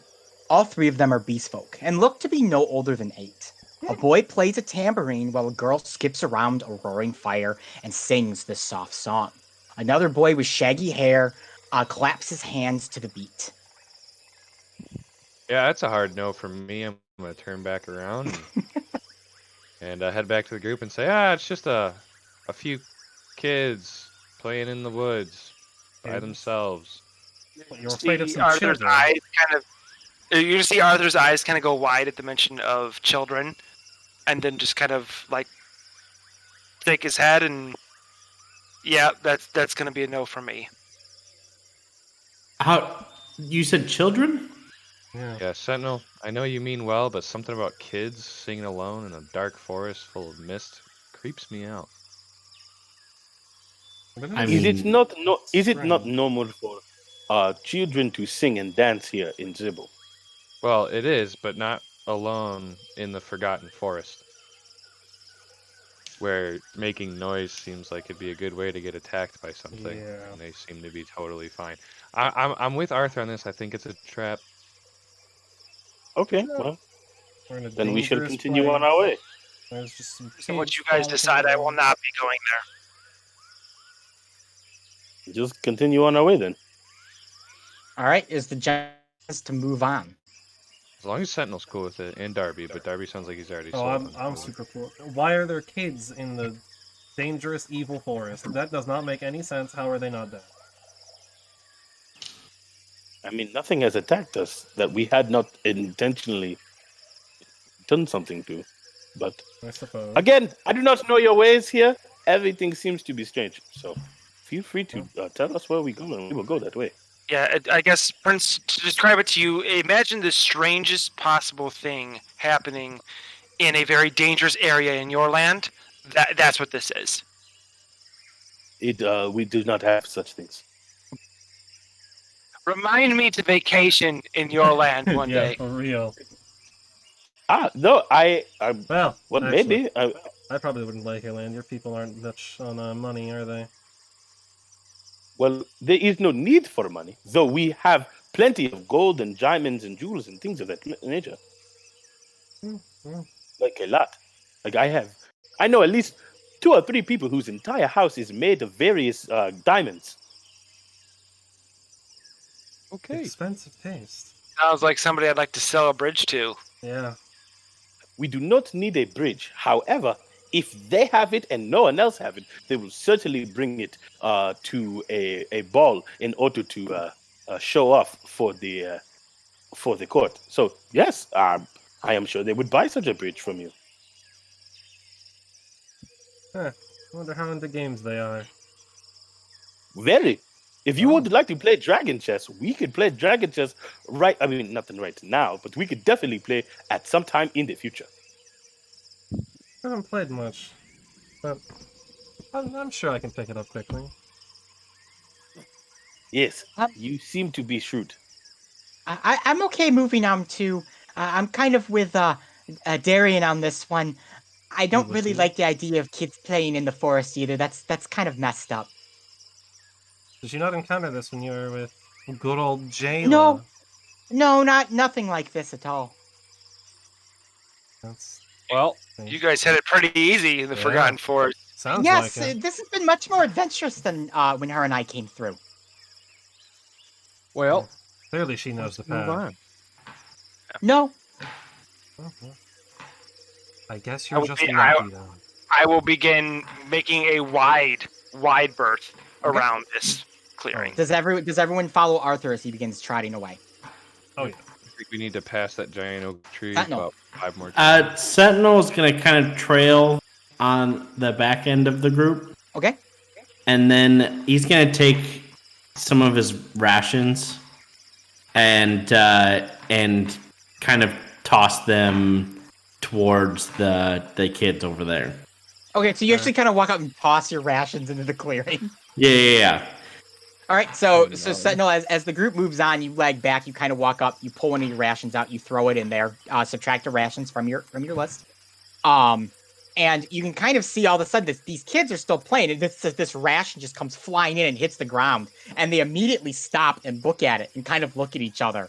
And Sentinel, are you watching them, or do you move on at this point? Yeah, like I'm trying to just kind of see. I'm staying like afar just because the group is leaving, and sure. I normally would travel in my group. It wouldn't like go alone all the time. So, so I'm just trying to see like if they notice it or if not. They definitely notice it. The youngest of the 3, the shaggy-haired boy, stops his clapping. He kind of gets up. He waddles on over to the ration. He picks it up. The other boy and girl are kind of standing like a little like cocked head.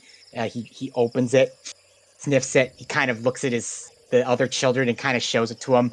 And they kind of just start talking amongst each other, which you could hear at this point. So you hear the boy, the youngest boy, just go, "Squeaks!"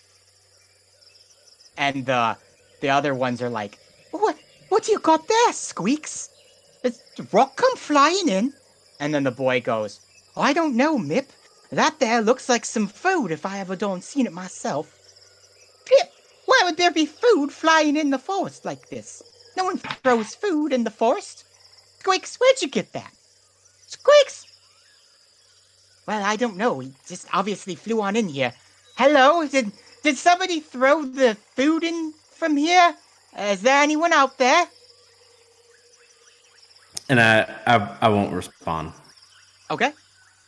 They kind of just go back and forth. The smallest boy just kind of starts, like, he takes a little bit, he eats it, and then he keeps eating it kind of thing.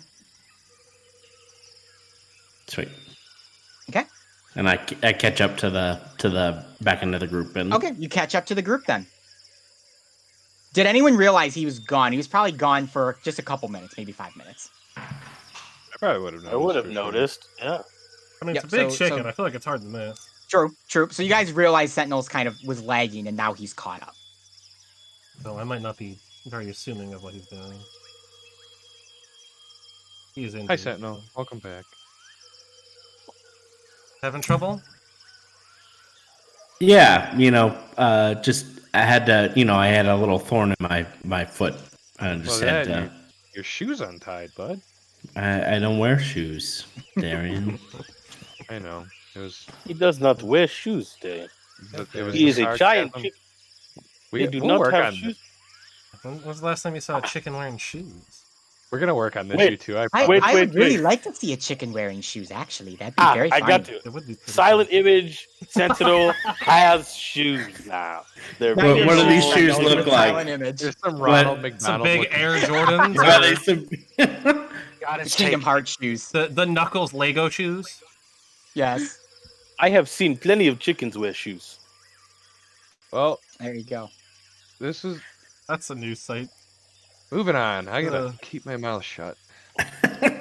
All right, so you guys continue on for about another hour. Night has now fallen, and it would be That's time a to short set up. rest, baby.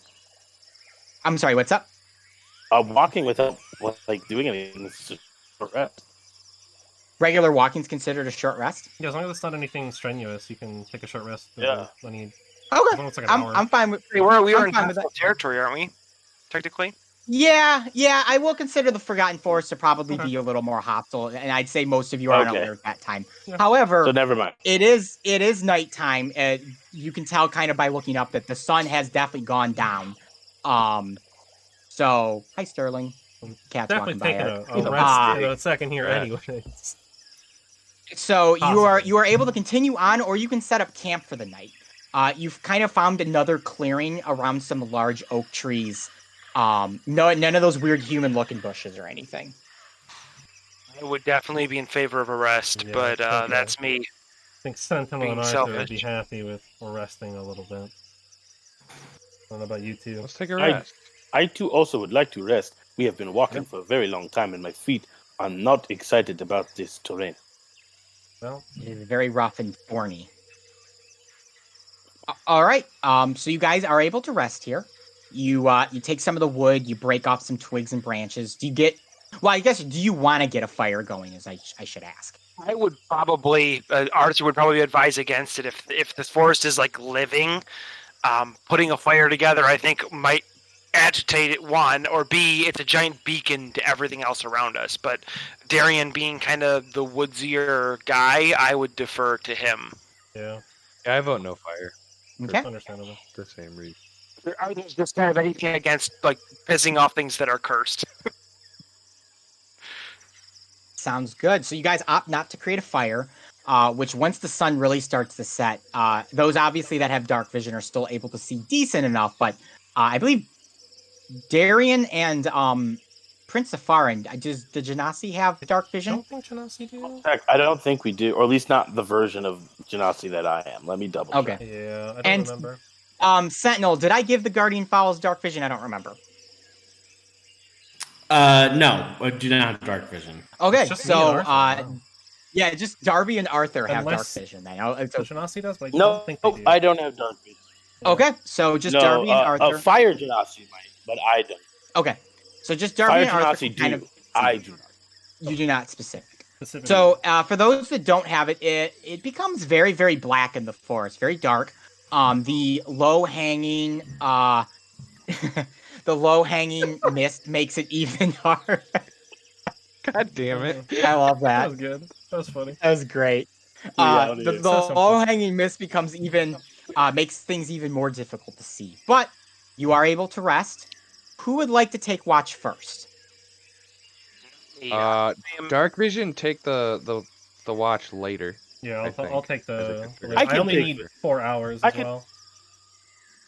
I can take the first watch. Prince Safaran, you will take the first watch. Okay.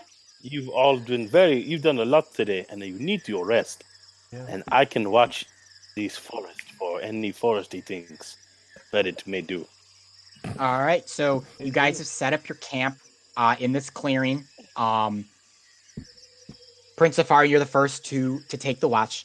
So the rest of you kind of lay down and begin your rest. Prince Safaran, how long does everyone want to make their rest? It's about like 2 hours apiece, 1 hour apiece. How long? I only need 4, so I'll do the 4, and then I can cover the last 4 hours of it. Okay. That's an elf. How long do you need for a full rest? 8 hours at least. I think it's like Gotcha. technically 7 of sleep and 1 of just not doing anything to get 8 hours. Yeah, 8 hours total, but I believe Darby is correct. Yeah, I'll take like either Sentinel or I should probably take the last watch, considering it'll start getting brighter at that time. Okay, so I'll take the middle. Okay. Yeah, I'll take last watch. That way Sentinel has a higher chance of recovering, because I still have good health. Okay. So, Prince Safaran, you will go first. You do your rest without much issue or anything. So you're able to do your entire time. Nothing strange happened. You can continue to kind of hear weird moaning and creaking from deep within the forest. Almost as if the trees are moving and walking around. But nothing strange happens to you or in your clearing. Darby eventually awakens to relieve you. Oh, wonderful. Well, this was a lovely time sitting in the quiet, and I will retire to my abode. Enjoy the rest of your watch. Well, So Prince Safaran, you hop into your ring and peace. Darby, you begin taking your 4-hour watch. What is your passive perception? I have a passive perception of 13. All right. Not very good. But it's Okay. decent. So Darby, you're kind of sitting there, and you begin to hear a low creaking, almost like a moaning. But it seems to be coming off from the distance. What you do not realize is where Arthur and Darian are sleeping. One of the roots of the oak tree begins to snake up from the ground, slowly inching towards them and their sleeping bodies. Before you were able to react, Darby, the roots begin to wrap themselves around both Arthur and Darian, lurching you both awake as you kind of just feel this hard wood begin to like encircle you and begin dragging you closer to the tree. Well, I'm immediately going to be Boy. rustled awake and try to break myself free if I can. Give me a strength at disadvantage. Athletics. Ooh, 13. 13. You are unable. You try as you might, Arthur. You're pulling, but the roots just begin to wrap themselves around you tighter and tighter. And like I said, it's dragging you towards the center of this large oak tree. So extra ones begin to kind of wrap around your ankles, almost like constricting you like a snake. Darian, what do you do?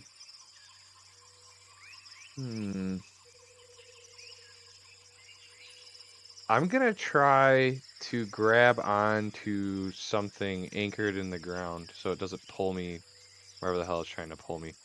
Okay, go ahead and give me an athletics roll on that one. So it'll be a contested. At disadvantage? No, because you're not actively trying to break out of it. Oh, thank God. 17 then. It was gonna be a 4 if it was at disadvantage. Ooh. Wow. Okay. Darian, you grab on. You kind of find another root, and you grab onto it. So the tree is trying to pull you closer, but your arm is stretched out. You're putting all your might into it as it's tugging on you. You can actually hear the low groaning and croaking from the oak tree as it tries to pull you in, but you manage to hold yourself where you are. Darby, what do you do at this point? You are very aware of what's going on now. Well, I see Darian kind of stationary, and then I see Arthur just slowly being pulled away. So since Darian seems like he has a little bit more of a handle on it, I'm gonna go help Arthur. I'm going to. Sorry, Arthur, but I'm gonna huck a firebolt at the like walk up to and firebolt the roots themselves. Okay, go ahead and give me a roll at advantage because you're doing this at point blank range. Which is good because this is using my intelligence and not my charisma. I need every bonus I can get. That's a 15. All right, so you just kind of run up, you kind of point your finger down at it, Darian, and you speak the spell word, and it just ignites and hits the tree's roots. You almost hear a loud cry come out from the oak tree as it begins to constrict away and release Arthur. Another root comes up and smacks you, Darby, or attempts to smack you. Actually, I'll make you make a save on this one. Ooh, I get a dex save.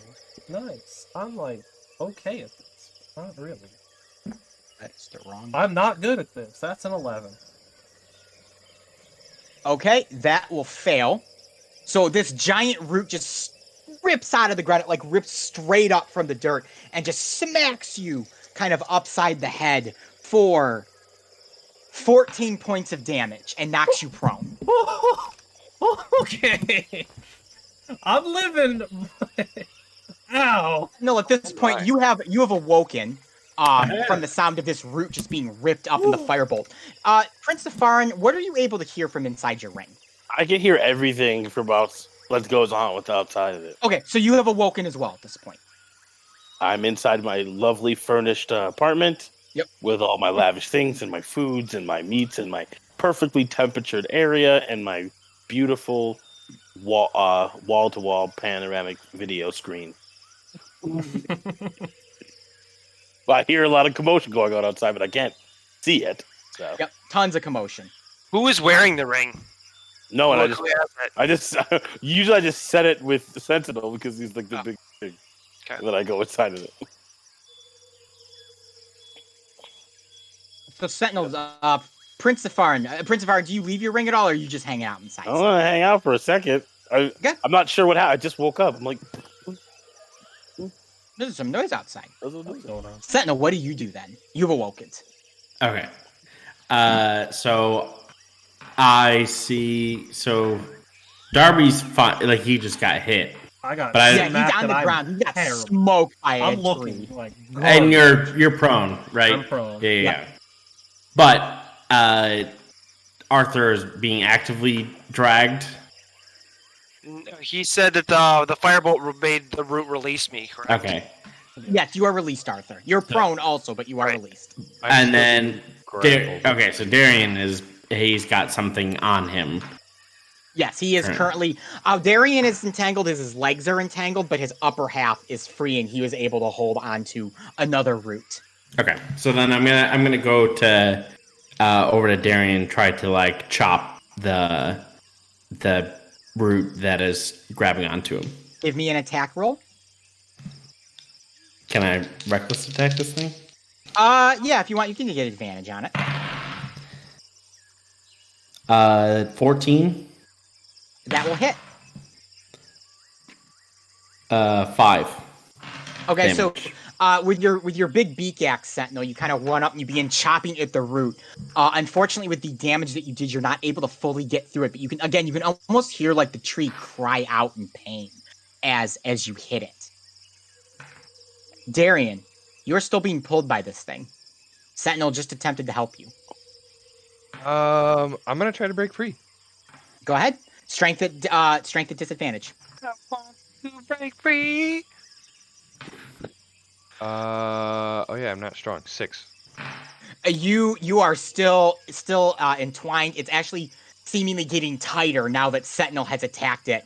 As you attempted to break free, you had to let go of the root, and now you are being pulled back closer to the tree as well. Arthur, what do you do? You are prone on the ground. I curse the goddess from awaking my sleep after I am horribly injured. I crawl my way over to where Darian is, and I just begin hacking at the root as hard as I can with one of my scimitars. Give me an attack roll. All right. Oh! No, it fell. Roll it in the thing. That's gonna be a. Hold on. Sorry. 14. You do hit it. Give me a damage roll. And would he be? Well, he's not technically. He's the tree. You do not get sneak attack. But Sentinel's right next to it. The tree. You do not get sneak attack. Oh, okay. It is a tree. So what? It's attacking our friends. It's sneak attack me while sleeping. That's true. That's why can't I not do math? That's 8. 8 damage. Sorry. All right. Again, you begin hacking at the root, kind of in the same general area that Sentinel was hacking it, but you're still not able to completely get through the root. It's a very thick root. Yeah. If you've ever seen a tree like that's been dug out a little bit, you know those big, huge roots that it's got right at the base. You're dealing with something about that thick. Can I use my bonus action to attack with my second scimitar Go as ahead. well? Yes, go ahead. Just kind of 11. that will miss. Okay. So you don't really miss, but you hit it, and your blade Yeah. just kind of bounces off the hard bark. Darby, you're on your back. I am on my back. I'm You gonna just had use the wind knocked out of you by a root. Obviously, I'm gonna use half my movement. I'm gonna stand up. Is the root still there? Okay. It is. Oh, I don't like that. I don't want to be next to this thing. I will use my action to disengage. Okay. And I will, I guess, run over as close as I can get with the 15 feet I have left to where Darian is. So you run over to where Arthur and Sentinel are working to free their friend who is being dragged by the tree. Another root bursts up from the surface and is going to attack Sentinel. Oh no. How much health do you got, bro? Sentinel, does a 16 hit you? It does. Probably got about as much as I do, honestly. That is Going going well. to be 18 points of damage to you. Yeah, It just that- comes and smacks you. That'll That do is it. plenty. So Oh, Sentinel topples over unconscious as this root knocks him to the ground. Now there are these two roots just kind of swinging like this up in the air. There's one that's like badly burned that's like flopping on the ground from where Darby burned it. And then obviously there's the one wrapped around your legs that's partially hacked to bits that's currently pulling you towards it, Darian. Prince of Farin, what do you do? He's sleeping in his. Okay, yeah. Now I hear like there's like fire and axe, and now probably chicken The whole getting kit and hit. caboodle of thing. Oh, yeah. I am very. You better come out.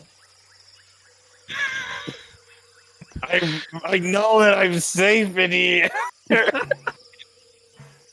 Man. because I'm just a discarded rig on the ground. But Prince Zephyr's gonna wake up tomorrow, all of his friends are dead, he's just stuck in a forest. It's like, what happened? What's at that point, I would just go home. what's Aster doing this whole time? Is she just like Well, my chilling? friends are dead. I guess I'm going home. Screw you guys. I'm going home. Okay, all right. Even though this is gonna ruin my sleep cycle, I am going to emerge from my rig Welcome to the in real a world. puff bro. of beautiful blue smoke, and I see all this nonsense going on. Yeah, you just watch Sentinel get smoked by a root and pass out. Okay, I don't know what's happened, and we haven't had a long rest yet. No long rest yet. It was interrupted. Oh my I got 1 goodness! health. I've only got 1 health. I'm so at so. 3, I don't dude. even know That what- root almost one-shot me. I do see. If I get hit by the root, I could be dead totally. I do see that that my friend Darian is being dragged away by this thing, Yes. right? And Sentinel is passed out on the ground close to the root. He was also knocked away a bit, but But I don't see where these roots are coming from because it's dark.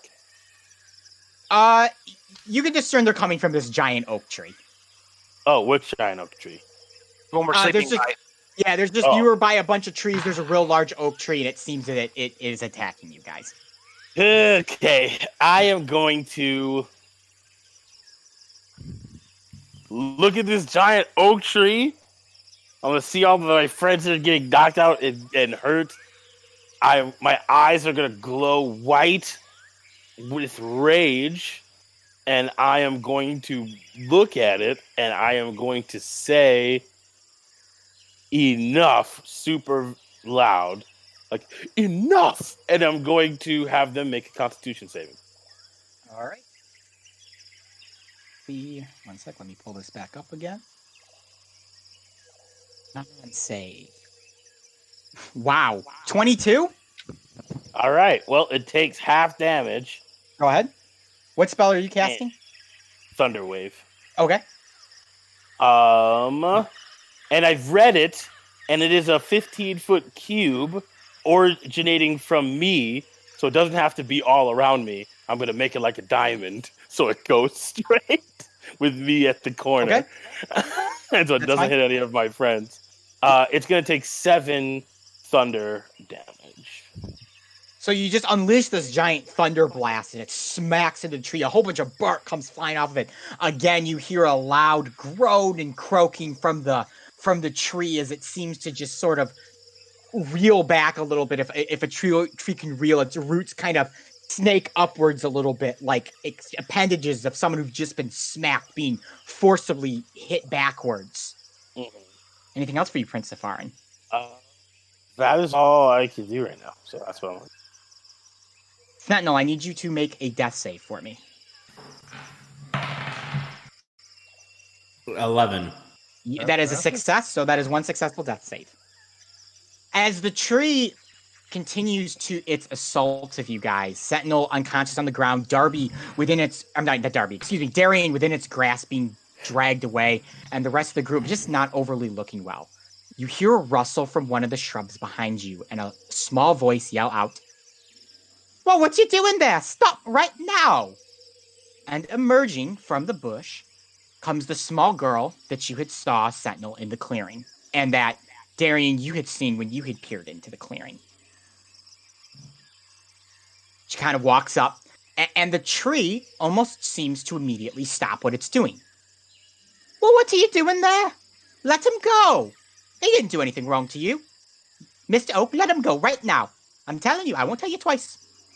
And Darian, all of a sudden, you just see the roots around your leg begin to loosen, and its root begin to retract back. You are now free from it. Oh. Well, there you go, Mr. Oak. You let him go. That's all you needed to do. You don't need to go around doing this. Yes, I know, Mr. Oak. Yes, I know that they were sleeping on your root garden. Yes, I know that you don't like when people sleep on your root garden. I can't help that they chose to sleep on your root garden. You don't have a sign up. Yes, I told you I was going to make a sign. But only one other person had slept on your root garden before. Yes, I will make the sign, okay? I will have a sign out tomorrow. No one will sleep on your root garden again. You have to excuse him. He very much does not like people sleeping on his roots. I'm gonna pat the oak tree while I stand up and just kind of go, "Sorry I slept on your root garden," and kind of crack my neck a little bit. The tree also, well, she's kind of having this conversation with this tree. It's like croaking and groaning and like making these like weird like moving bark noises as they like converse with each other. I'm so confused. Well, there we go. Well, thank you for that. Go over to Sentinel, and I'm going to try and do a medicine check to get him up to not being dead, even though I don't really know anything about medicine or giant chicken physiology. Go ahead, but give me a roll. I got a solid 13. Sentinel, you're stable. Nice. Oh, I am so sorry about that. It seems Mr. Oak decided that he was going to take his frustrations out on you. Your friend looks a little beat up there. 1 second. And the little girl kind of walks over, and from her hand, a little red berry forms and appears. And she goes and she plucks it into your mouth, Sentinel, and you obtain 1 HP and are conscious again. Good Hey. Good berry. There we go. Perfect. Wonderful, wonderful. Druid child. Well then, what did a lot of you doing trying to sleep out here in the wood like this? You have a death wish? My friend Darian Kip said that you are trying to lure us into a trap to kill us, and I'm going to need you to leave before you do so. I have never met you before in my life. I am aware of that. My name is Prince Safarin of Empire, and I appreciate you helping our friend. But as per Darian Gibbs has said, this must be a part of some evil trick. No chip here. trick here. I was just passing through with my brothers. My name's Mip. Oh, Hello, Meep. Nice to meet you, Mip. Nice to meet you. How are you so friendly with the forest? And how do you We've always lived here in the forest. Oh, I just picked it up over the years. My brothers can speak to the trees too. They're just over there in the clearing. I can go get them if you'd like. No, do not get them, as this is a part of your trick to hurt us, as Darian keeps it. I promise you there's not a trick at all. Not a trick one bit. I don't have a tricksy pot in my entire body. Was it you who was singing earlier? It was. Did you like my song? To No, be honest, he did not it's like your quite song. terrifying. Nobody liked your Oh. song in this group at all. It Well, sounded nice. That's the thing. Is it sounded really beautiful. It sounded like a trap. Thank you. No offense. Well, that's Also- so good to hear. Prince I'm of Farin. My real name is actually Ulfric von Liechtenstein. So when you want to tell people that I said something, you should use that name. I Oh, see. okay. We're bringing that one back up. Old Ulfric von Liechtenstein. I can show you that my siblings don't mean you any harm. We've never meant harm to anyone. Pip, Squeaks, come meet the nice people that I met over here. They made Mr. Oak very, very angry, but Mr. Oak has calmed down there, haven't you, Mr. Oak? And the tree just like grunts and groans again. See, that's a good tree. You remember that. Can I do And- like a insight check to see if there's anything like nefarious going on here? Yeah, go ahead. Give me an insight roll. 18. if you weren't, I was. Yeah, I was thinking of it too. This is a relatively intelligent little girl who came and helped you. Doesn't seem to have a negative bone in her body. Is this human little girl, or is this like? She's a oh, beast folk. And actually, that's right, you said that. yep, her brothers emerge, and I actually have an image to show you guys Oh. on roll 20. Ooh, of that's the how we know they're good, because they have picture. Well, they could be the big bad evil guy. So, so the girl in the back there, that's Mip. The boy to the right there, that's Pip, and Squeaks is the boy on the left. So they have kind of tawny skin, clothes seemingly made from the forest, like around like leaves and stuff like that, and they kind of come up, and the older of the two boys, Pip, goes, "Well, hey there, Mip. Did you find out who gave Squeaks that there food? Squeaks!" It's the younger one just says Squeaks. Mip goes, "Well, I don't know. I was walking, and these folk had made Mr. Oak very, very angry, and I had helped them. You didn't happen to give us that food earlier, did you?" I believe it was that one. I'm gonna point to the unconscious. Well, are you still unconscious? No, Sentinel? he's- I have No. one health. I got a Oh, little okay. berry. He got a good But berry. I'll let Sentinel claim that. A very good berry. Yeah, I wanted to make sure you guys were all right. You looked like you were, alone out here, and wanted to make sure if you were stuck out here like we are, you had a little bit to eat. "Oh, we're not stuck at all. We live out here with our mom. Isn't that right, Pip?" "That's right, Mip. We've been out here for a few years now with Mom. Surviving and stuff like that. It's been quite a good bit of fun. Old Squeaks here is an expert with a bow. Squeaks!" Maybe he can show Darian a few things. Hey, I'm Is- doing you pretty speak Would you of a like to learn mother? how to Really good shoot a bow, Mr. Oh, I don't know who that is. Which one is Darian? His name is Oh, I'm Ulfric sorry. von Ulfric Liechtenstein. von Liechtenstein. I apologize. It's a weird name. Thank you. I like it though. Yes, weird name for weird people. You mentioned a mother. You Yes. aren't orphans out here. Where is No, your? of course happen not. to We be? will live with our mom in a shack not too far from here. Right, Pip? That's right, Mip. Just not that far. If you take a left there, and then another left, and then a right, left, north, south, east, west, you'll be right there in a pit. Squeaks! You might need a little bit of help. You know how to with get that to one. the holy city? Oh, we do know how to get to the Holy City. It's not really that hard to pass through the forest. We know exactly how to get there. Oh, Pip's an expert at that. That's right, Mip, I am an expert at that. It's a real easy path. You go north 40 paces, turn around 4 times, go south 45 paces, turn around 6 more times, then east, then west, and you'll be there.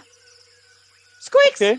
Okay, so north 40 paces, south 45 paces, turn around 3 times, go east, then west. How do you know which way is east and west? You don't? No. No. Oh, It's Was that a foggy. statement or a question? You don't. that's a question. We're very good with our directions. Squeaks is an expert navigator. Isn't that right, Squeaks? Squeaks! Well, I don't think we have anything to lose. I kind of look at Arthur. Can we just have you guys lead us there? Oh, of course we can do that. We've led people through the Forgotten Forest before. But it is very, very late, and the Forgotten Forest can be incredibly dangerous, I'm sure that you've seen. I'm actually surprised you've made it this long. Oh, thanks. I'm actually Yeah, surprised your tree friend attacked us. Oh, we're you'll have to sleeping on his excuse root Mr. guard. Oak. He doesn't also mean any feel- harm. I feel very bad about attacking or harming your large tree friend. If we were indeed in his kingdom area, I would have definitely introduced myself had I known that all of the trees here were dignitaries of their own estate. Yeah, Miss- you could really have a sign. He's a little sensitive about his root garden. Don't pay him any mind, though. He gets lippy all the time. Mip's good at putting him in his place, aren't you, Mip? That's right, Pip. I'm very good at putting him in his place. I probably have to do it once a week. He scares the birds and the foxes away, and I like the foxes. I have a fox back at home. He is an amazing So much cook. fun. I love Yes. that. I would love to meet him sometime. You should come over for tea. I would very much like that. We are in the middle of a very important and time-sensitive mission, as this little one's friend is very, very worried about her friend who is in the holy city. To let you know- can, Oh, yeah. go ahead. Finish what you're saying, Prince Safari. Like, if you can take us there post haste, even though it is late, I am sure that Ulrich von Liechtenstein would be able to repay you in some way, as he has shown me his eternal kindness every time. A quick note, too. Aster slept through everything and is still asleep right now, snoring on the ground. She is. I'm gonna give her like a little nudge. Oh, wait, what? Oh, everyone's awake. Hi, everyone. Yeah, Esther, just to catch you up, we Hey. almost died. We met these kids, and now we're here. Cool. Oh, hi, children. Oh, you have a fairy friend. Hello, fairy friend. Pip, look, they have a fairy friend. I'm just kind of stretching That's it, but yes. That's pretty strange. Not too many fairies here in the Forgotten Forest. Lots of pixies, though. Lots of pixies. And you just see Aster shudder at the word pixie. We could definitely show you out to the forest, but it will take a couple hours, and your friends aren't looking too hot. Why don't you come back to our shack? Mum will prepare you a fantastic meal, get you back on your feet, and we'll head out first thing in the morning. Isn't that right, Pip? Doesn't Mum make the perfect meal? She sure does, Mip. My mum makes the best meal this side of the Forgotten Forest. Why, Squeaks here, he can eat a whole chicken all on his own. Ain't that right, Squeaks? Squeaks! Well, Can't argue with sounds good to Squeaks. me. Yeah. Can Squeaks argue with drives a Squeak. hard bargain. Did any of you understand what he said? No one Yeah, can understand what Squeak says. Okay. I mean, I guess I could, Yeah, so but I don't want to waste the spell slot he on that. said Squeaks. I'm just gonna lean over at Darby and said he said Squeaks. Alright, I'm glad we're all on the same page. How about next time we meet somebody that we meet somebody whose voice isn't in the upper echelon? We've got Astrid and now we have 3 Pipsqueaks. I have to think their mother's gonna be a Tweety Bird. Oh no! Well, No, Well, their mom's just So would you like to come back with us? sure. We can't really argue. You saved our lives. Let's go take a nap. Oh, We do need some wonderful. rest. Pip, we haven't had guests in quite a while. I know, Mip. This is absolutely wonderful. Mom is going to be ecstatic. Squeaks, just think, we have guests for once. Squeaks! As long as you don't eat your guests. Yeah. Give me one second here. Can we pause the screen? My stream. My mom is calling me, Oh, yeah. which I'm not assuming is a good thing. We're Anyway, so back again. apologies, everyone. Had a little family thing there. So we are back, and I believe Mip was telling you about the home and the wonderful meal that their mum will make you, and you guys have agreed. Arthur mentioned before you got your emergency that he is okay with partaking as long as we are not the intended meal. Yeah. We would never eat you. That sounds disgusting. Doesn't that sound disgusting, Pip? That sounds absolutely disgusting, Mip. I mean, Squeaks might like to lick you a little bit, but that's just Squeaks. Squeaks! I don't know how I feel about being called disgusting, but... Well, I don't mean you're disgusting. I have not eaten people here in Sybil yet. However, I can probably assume that it would not be as delicious unless you prepared it a certain type of way. Well, I guess you could make anything delicious if you put your mind to it. Mom's an excellent cook. She Maybe then we cook can one of have you up some pretty of good if you really want to eat one of you. Does anyone have a desire to be eaten? Going to look just slowly look over to Sentinel. Not say anything. Just look at him. Sentinel just like in his wings is just like covering himself up. Just please leave me alone. Especially since Squeaks had been mentioned as eating chicken. He was eating rations. I don't know what was in the ration, but... You said earlier that Mip said that Squeaks has been known to eat a whole chicken. Oh, yeah, that's right. Yeah. Yes, that is right. He did say that. I don't think he'll be eating a whole Sentinel, though. So the forest, kind of these children begin to lead you away from this clearing towards their home. And along the way, they're kind of singing and kind of... Pip has a tambourine that he's playing, and Squeaks is kind of just bobbing his head like this, and Mip kind of has a song that she's singing. And they kind of slowly begin to stop their song, and they kind of slow down a bit to walk in step with you, Darian. And Mip comes up and looks at you, and she goes, "You smell very nice." Oh. Thank you. I'm going to kind of like... Do I smell nice, or is it like... You kind of have like you've been roughing it for several days smell about you. I think I smell like BO, but thank you. Oh no, we're not talking about your actual scent. You have an otherworldly smell about you. Isn't that right, Pip? That's right, Mip.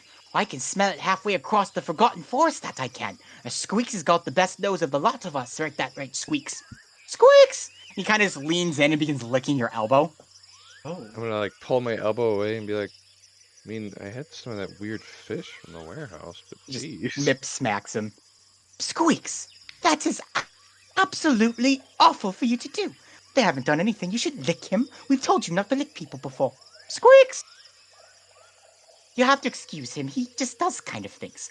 No, you have this very interesting smell about you. Like you've been touched by something at one point. They kind of, you know the thing dogs do when they lean in and they do that like constant sniffing thing where they're like that. I don't know if anyone can hear that sniffing noise. Yeah, I just I heard in my headset, but okay. Go grab a storm to demonstrate. They kind of begin doing that to you, Darian. I'm gonna kind of keep walking. I mean, a little weirded out. I'm gonna say, well, I mean, you've smelled it, so you have to keep sniffing, or? Well, we're just trying to make sure make sure that we're not mistaken. Have you ever traveled here in the Forgotten Forest before? Couple of times in my adventures. Traveled a lot of places. Oh, that's very interesting. You remind me of someone from a while ago. There was a soldier, a young man that had gotten trapped and stranded out here in the forest. Passed out, he did. Me and my siblings sat with him while he was on the ground. Think that's maybe... You know him, maybe? Maybe that's where you got his scent? It could be a good friend of mine. That's absolutely wonderful. Why, Squeaks is the best at giving people that scent he is. Did you say Squeaks gives people the scent? Yes. Oh. Squeaks looks at you and goes, Squeaks! Squeaks indeed. Squeaks indeed, Squeaks. Oh. Kind of getting a little sweaty over here. Also, don't like Oh, being sniffed. Aldous von Liechtenstein, you did not tell me that you were from these woods. You said you lived in another place. I'm not from the woods. I've been here before. That's all. Oh, I see. That is all. Well, If this Squeaks fella is the one who gave you this smell, why don't you remember meeting him? that also is a good question. That's a great question. I recall being mostly conscious in my previous endeavors in these woods, which were very limitedly numbered. Few and far between are my experiences here. I remember them. I don't remember you, Squeaks. I'm sorry, but yeah. That's okay. Squeaks has a very forgettable face. We sometimes forget who he is every day. Isn't that right, Pip? That's right, Nip. It's just a prank and all, but he's kind of an idiot, so it's fun to prank him. Well, that's kind of rude. Yeah. I don't think you're an idiot, Squeak. Squeaks. I You're do just not a man think of that Squeak is an idiot at all. Squeaks, you you're say, just a man Christopher? of few words. That's all. Like, I don't think he is an idiot. He obviously seems enough to know how to give people sense. And here, it seems like sense just happened to people, as opposed to being able to create them when you want to. So I think that is actually it points to a higher and more powerful ability. Like this, and I'm going to give Sentinel with prestidigitation the scent of cinnamon. No, you smell of strong cinnamon. It's a very nice smell. Ooh, you smell that, Pip? That smells like one of Mum's homemade apple pies. It does. That smells delicious. I don't. Delicious and Sentinel should never be in the same sentence. Pip is like, I've never had cinnamon chicken before. I wonder how that would taste. It is delicious. I can tell you that for a fact. Oh, that's good It is to a know. lovely dish. Mm-hmm. Yes. I don't think you want So- to have this chicken, though. Oh, we would never think of eating him. He's one of the guardian birds. Can't eat one of them. No. Goddess be very angry at you. Absolutely, she would be. There's not very many of them. Sure. Ethan, can I roll a history check to see if I actually know what that's about? The guardian birds? Yeah. Yes, please. As I've watched Sybil Yes, as kind of please, like a please. different Can sense of time. Would I know what the guardian fowls are? You guys can all roll a history. The only one I will give not disadvantage on will be Prince of Farin because he's watched the long history of Elyssia. And Sentinel, you don't need to roll because you know what you are. Are you sure? I'm going to roll. Oh wow. With I got it. disadvantage? Nice. That's a 4. I don't know 4? what these are. You said a history? Yes. Disadvantage, though, right? Yes. Yeah. Big ol' 6. 6. I beat you 7. Loser. 7. Prince of Farin, I got a 19. 19. So Prince of Farin, you are actually very aware of what the guardian fowls are. Yes. They Oh, cool. are just in summary here, so we don't give too much away, but they're essentially a group of warrior bird that were around since the first beckoning that fought with the goddess against the rising undead, and there are currently 8 of them known to those that know about these creatures. Yes. You've Oh, actually yes. probably I'm- seen some of them on your viewing experiences. Yeah, I'm gonna say yes, of course, everyone knows this. The eighth guardian birds. That is one of the reasons why I follow with Ulrich von Liechtenstein here and Sentinel, because he is one of the people who are most likely to be protecting others. Oh, you're very smart, Prince, knowing all about that stuff. You know, Yes. we've always liked the guardian fowls. A couple have come and visited us. Mom made them a nice meal too. Oh, see, look at this. you've- Your mother sounds like a very wonderful person. She is the best. You've met other guardian fowl? We've met 4 other guardian fowls. Very 4? Yes, very majestic creatures they are. Very friendly, very intelligent. Oh, Pip and them, they went for quite the rousing run the other time. Oh, what would you say that was, Pip? About 500 years ago? Well, that's about right, Nip. About 500 years ago, I would say that we met them. I'm Like sorry. stop dead in his tracks when she says 500 years Yeah. ago. Same. Prince of Fire thinks that 500. makes perfect sense.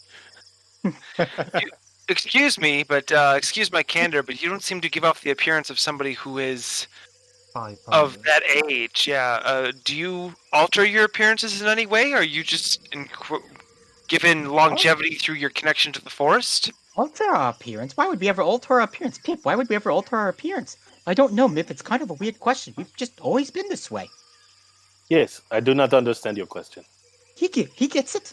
Squeaks! Well, if he gets it, it must make sense. Yeah. I mean, the elves live long, but we at least look a little older by the time we're 500. Why? Yes, you elves do live quite a long time, but not quite as long as we've been around. Isn't that right, Pip? This forest is our home and has been for quite a long while. So, does this forest distort time? No, not that I'm aware of. Pip, are you aware? Does the forest distort time?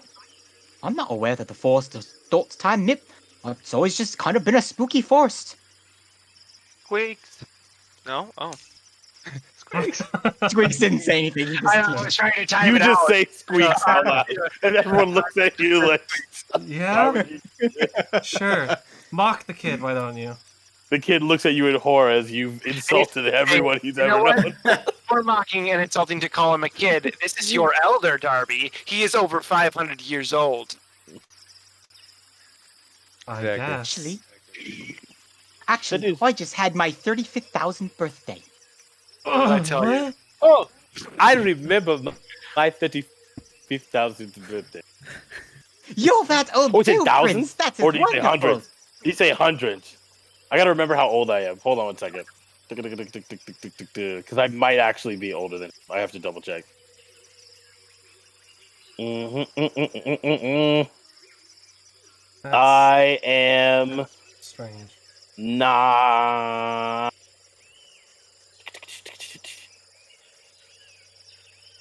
Yeah, I am older than him. There you go.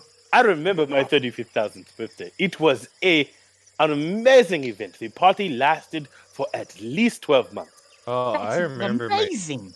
31st. We have little parties for our birthday too. They aren't quite as extravagant, I think, but we get the forest folk around and we throw a little shindig. Pip can bust a tune pretty good, can't you, Pip? Why, bust a tune pretty good. That's exactly right, Nip. Well, I would love to see that. I'll never be that old, thank God. Can we go take a nap? Yeah, I'm hanging by a thread here. Does your mom happen to have me both here. a good meal to spare? Yeah, so at this point, after walking for as long as you have arrived at these children's home. It appears to be a very, very dilapidated shack. Rotting from the outside and falling apart. In the back is a blown out barn. That has no roof, barely any sides. It's like the fragment remains of a barn. Also do quite nicely. You realize as you traveled, there seems to be no discernible way to locate this place. But these children have seemed to found it without issue. This is our home right here. Mom's waiting inside, probably prepping a meal right now as we speak. Oh, wonderful. Well, I would love to meet your mother. Good. Oh, I know she'll love to meet you as well. Come, Squeaks, come, Pip. Mom's going to be waiting. And the children kind of run off and run into the home, and Nip kind of bids you to follow. Every Hansel and Gretel / evil witch layer flag in my head is. But Yeah. I am at 1 health, and I have no ambition to try and wrestle up my own shelter. So I guess I will. So Darian, before Squeaks runs off, he kind of looks up at you and holds a hand out to you and goes, "Squeak." I'll give him a little handshake. The moment you touch his hand, he takes it and he begins leading you towards the house.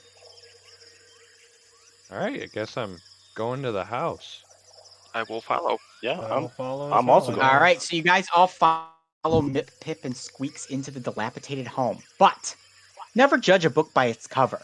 Though the outside of this house looks unlivable, the inside is warm, cozy, and in excellent condition. A table has been set with 8 settings, and fresh baked bread sits upon a platter. A woman steps around from the kitchen and says, "Well, hello, dearies. Glad you could join for dinner. The children have said much about you to me." How? Oh. We just met. Hello. So one thing you should note about this... Oh, go ahead real quick, Prince of Farn. I You just are waved. waving. I say hello. Thank you so much for letting us into your wonderful. So one thing you should note about this woman is that her skin is incredibly grayed. Her body is entangled and threaded with different roots and plant life, and seemingly has it like sticking out from her skin. Parts of her flesh have sort of rotted off slightly. Her eyes are black and sunk, hair thin and loose. And as she speaks, you know, when someone speaks, you can hear the voice come down from like in this general vicinity. You almost hear her voice coming from straight inside her mouth, like it's being projected outward from her mouth and not coming from her specifically. "This is our Mum. Mum, what type of meal have you prepared for them?" "Oh, Mip, I've got a lovely meal of turkey prepared. Fresh baked stuffing, cranberries. Bread, too, and a fresh goblet of wine gotten from the cellar." I'm gonna... Thank you very much. That all sounds delicious and fantastic. I love what you have done with your home, though I may ask, why do you have it look so destroyed and dilapidated on the outside? You would think you would want to make it look as nice as it is on the inside. "Oh, we like to blend in, don't we, Pip?" "That's right, Mip. We always like to blend in. Don't need to necessarily bring attention to the home here. It's good for protection. Squeaks!" Good point. Well, Thanks that's about fair, that. I guess. I kind of look at them because I was asking the mom, but okay. Guess that's cool too. Yeah, the mom, even though you asked the question to her, the children definitely answered.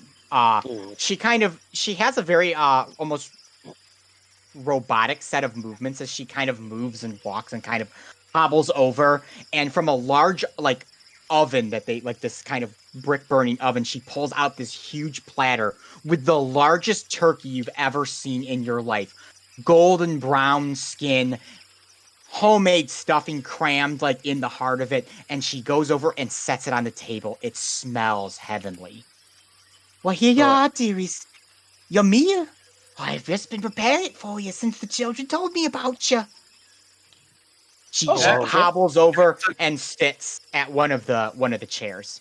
How did the children possibly have time to tell you about us when they were with us the whole time? "Oh, Squeaks sent a message to her. Didn't you, Squeaks? Squeaks!" I'm going to reach into my pouch and bring out my flask of rum and take an extra large shot of rum.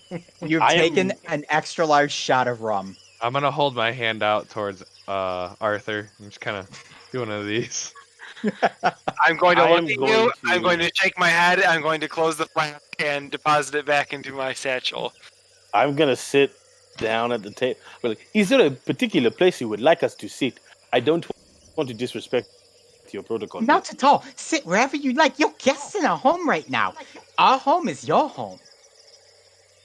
I see. And who will be serving the food? I'll serve it for you if you like. And immediately, Mip grabs a plate and she holds her hand out, and food begins to like rip from the turkey. The cranberries start to float. The stuffing starts to float. And it begins to assemble itself on the plate, and she pushes it over to you, Prince Safarin. "Oh, I hope you really like it. Mom put a lot of work into it." I'm gonna sit down and be like, he's like, "This is what I was telling you about earlier. Remember we were at the inn and the food did not serve itself. I thought that was very strange. I mean, if you have slaves, I guess you make them do it as some sort of punishment. But yeah, it seems much more efficient this way, as it will know the exact portion it want to be served as." And I'm gonna sit down and I'll be kind of wait for everyone else because I don't want to be. With my newfound courage bubbling in my stomach, I will step forward and also sit down at the table. All right. Pip and Squeaks also begin to kind of levitate the food on the plates and send them out to you guys to eat. Does anyone? I mean, Darby and Sentinel and Darian, you guys have not sat yet. So just Arthur and Prince of Farner at the table. I'll sit down. I Okay. guess I will too. Sentinel will kind of like pick up a chair and kind of move it to the side and kind of sit down on the ground. Just kind of nest. Yes. Yeah. You're a giant chicken. So, when yeah. when they're serving up the food, I'm gonna try to make some light conversation here and say to them, Mom, when we met these kids out there, they're all beast folk. I half expected their mother to be a beast folk. Did you adopt them? Oh, that's right. But you could say maybe they adopted me. Ah, yes. They usually say. Is that what they usually say?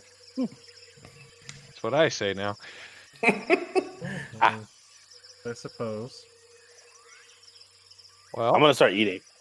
The food Prince of Farin is fabulous. It's as good as the food from your kingdom. Oh wow, I am very impressed. It is fantastic. And for the rest of you who start eating, it's the best meal you've ever had in your life. I'm gonna starve down. I'm I'm not gonna be like dainty with silverware. I'm just gonna be like chowing down. I am going to be dainty. So. Yep. So you guys can begin eating, or at least Arthur and Prince of Farin do. Pip pours you all a fine glass of wine. But then all of a sudden Squeak starts getting antsy. He's like, Squeaks, squeaks, squeaks, squeaks, squeaks, squeaks, squeaks, squeaks, squeaks. And the woman kind of goes over Mom and looks and goes, "Oh, you're right, Squeaks. I forgot the butter." And she kind of lumbers herself up and begins slowly going over to an area and pulls out, like from a cupboard almost, this big like jar of freshly churned butter and sets it on the table for the bread. All right, I'm gonna kind of like look at the mom and be like, at the risk of sounding insensitive here, what are you? I've lived in this hut for quite a while now. I'm these children's mum. Yes, but I've never seen a being quite like you before. Does she look like reminiscent of like a? She looks human. I mean, besides the bark and trees and death lookingness, she's human. I think that's mostly what I'm referring to. Can I insight check to figure out what the heck is going on here? Because like basically what you've described is like these tree limbs have embedded themselves throughout her body. It sounds like to me like the tree is operating this inanimate corpse that has long since died. Can I insight check that? Give me an insight check to see what you trust from her. Okay. You're the forest, aren't you? 15. What? 15? It believes what it believes. That's fair. What do you mean, dearie? I feel like you have some strong tie to this forest. Well, Mum has a strong tie to us, doesn't she, Pip? She does, Pip. She's been our mum for about 600 years now. Oh, I was talking to the kids. I thought I was talking to the mom. No, you were talking to the mom. The kids then talk for her. Oh.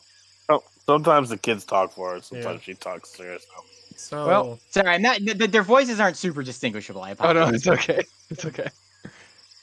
So she's been your mom for 600 years, and you've been here for 35,000. Oh, give or take. So have you had a different mom before?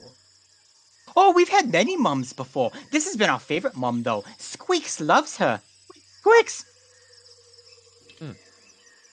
And you're not typical beast folk. Beast folk don't usually live for 35,000 years. What are you three? That is true. Uncivil people do not live this long. I should have picked up on that. Oh, we're just dwellers of the forest. We've just always lived here. Well, okay. That makes sense. Particular phrasing. I'm just gonna eat the food.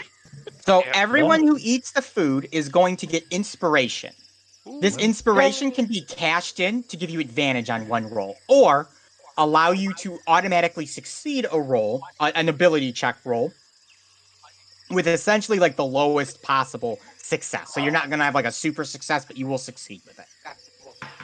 We'll hit the I will DC. keep it. Well, we'll keep it for now as well. Like I said, and as you eat, if anyone wants more, Mom just gets up, walks over to the oven, and plucks a fresh turkey out of it and sets it down.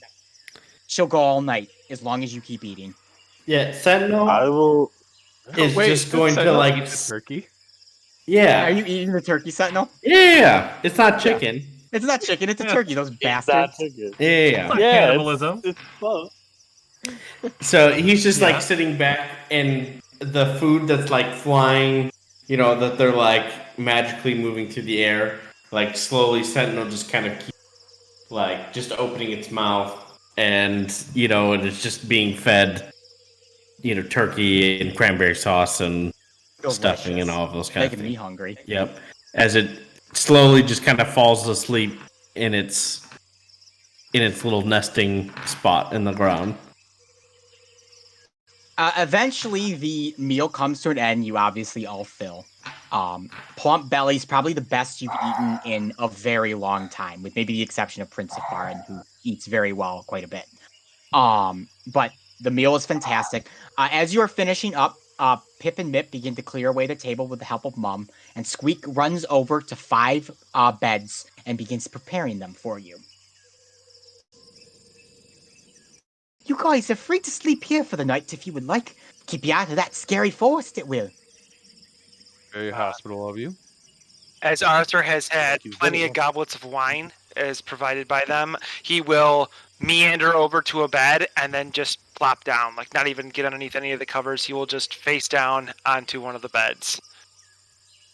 Like, ooh, this will be the first night I actually sleep in a Sibyl bed.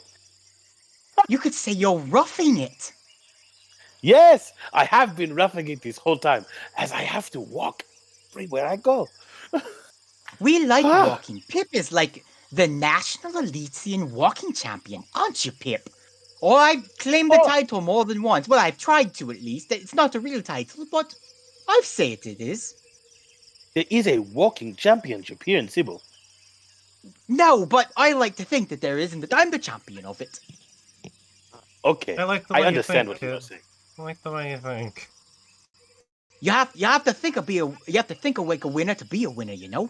Oh yeah, You got definitely Monty, kid. do. I like you, group. If you ever find yourself in the Forgotten Forest again, just give old Mip and me a holler, and we'll come find you. Give you another good meal. How's that sound? That is very nice of you. I appreciate that. It's been so long since we've had guests, and such nice guests too. Sometimes we talk to people and they just run away from us, scared. We don't really understand why we're so adorable. Well, are you? Ulrich or Liechtenstein, you had said something very similar to what they have just said. Why are you name dropping Why- me? Arthur said it too.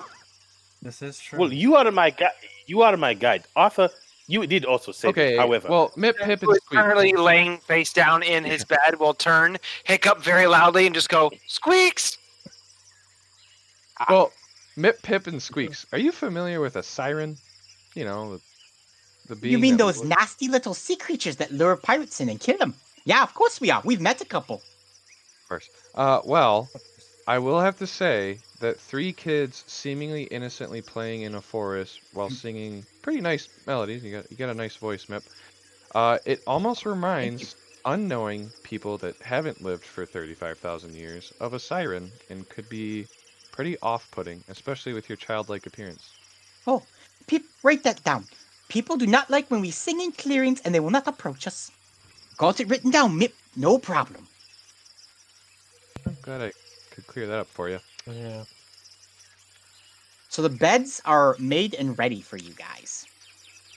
Oh, I'm clocking out. So you guys would all like to get into bed for the night? I noticed Prince of Farin having an issue, but can I help you out I've here? got Prince of Var is trying very hard not to be Oh, okay. about the bed. I think he's gonna stay up a little bit longer and like only go to bed when he absolutely cannot keep it any longer. Gotcha. And then you're gonna pop into your ring. Yeah. Well, no, I can't until a long rest has gone by. Oh, so I have gotcha. to Yep. here. And that's kind of why I'm kind of like. I'm gonna That's- lay down on this really comfortable bed. as you lay down, Darian, and everyone kind of starts laying around you. Squeaks jumps into bed with you and just looks up, goes, Squeaks. Squeaks, good buddy. I'm not one for sharing a bed. He wants you to read him a bedtime story. Of course he does. Read him a bedtime story. Yeah, also too, I keep forgetting about poor Aster. She's been with you this whole time. She ate, she conked out in the bed. She was still pretty tired from the whole travel, so she's already asleep. Of course she is. Yeah, okay. Do you have a book?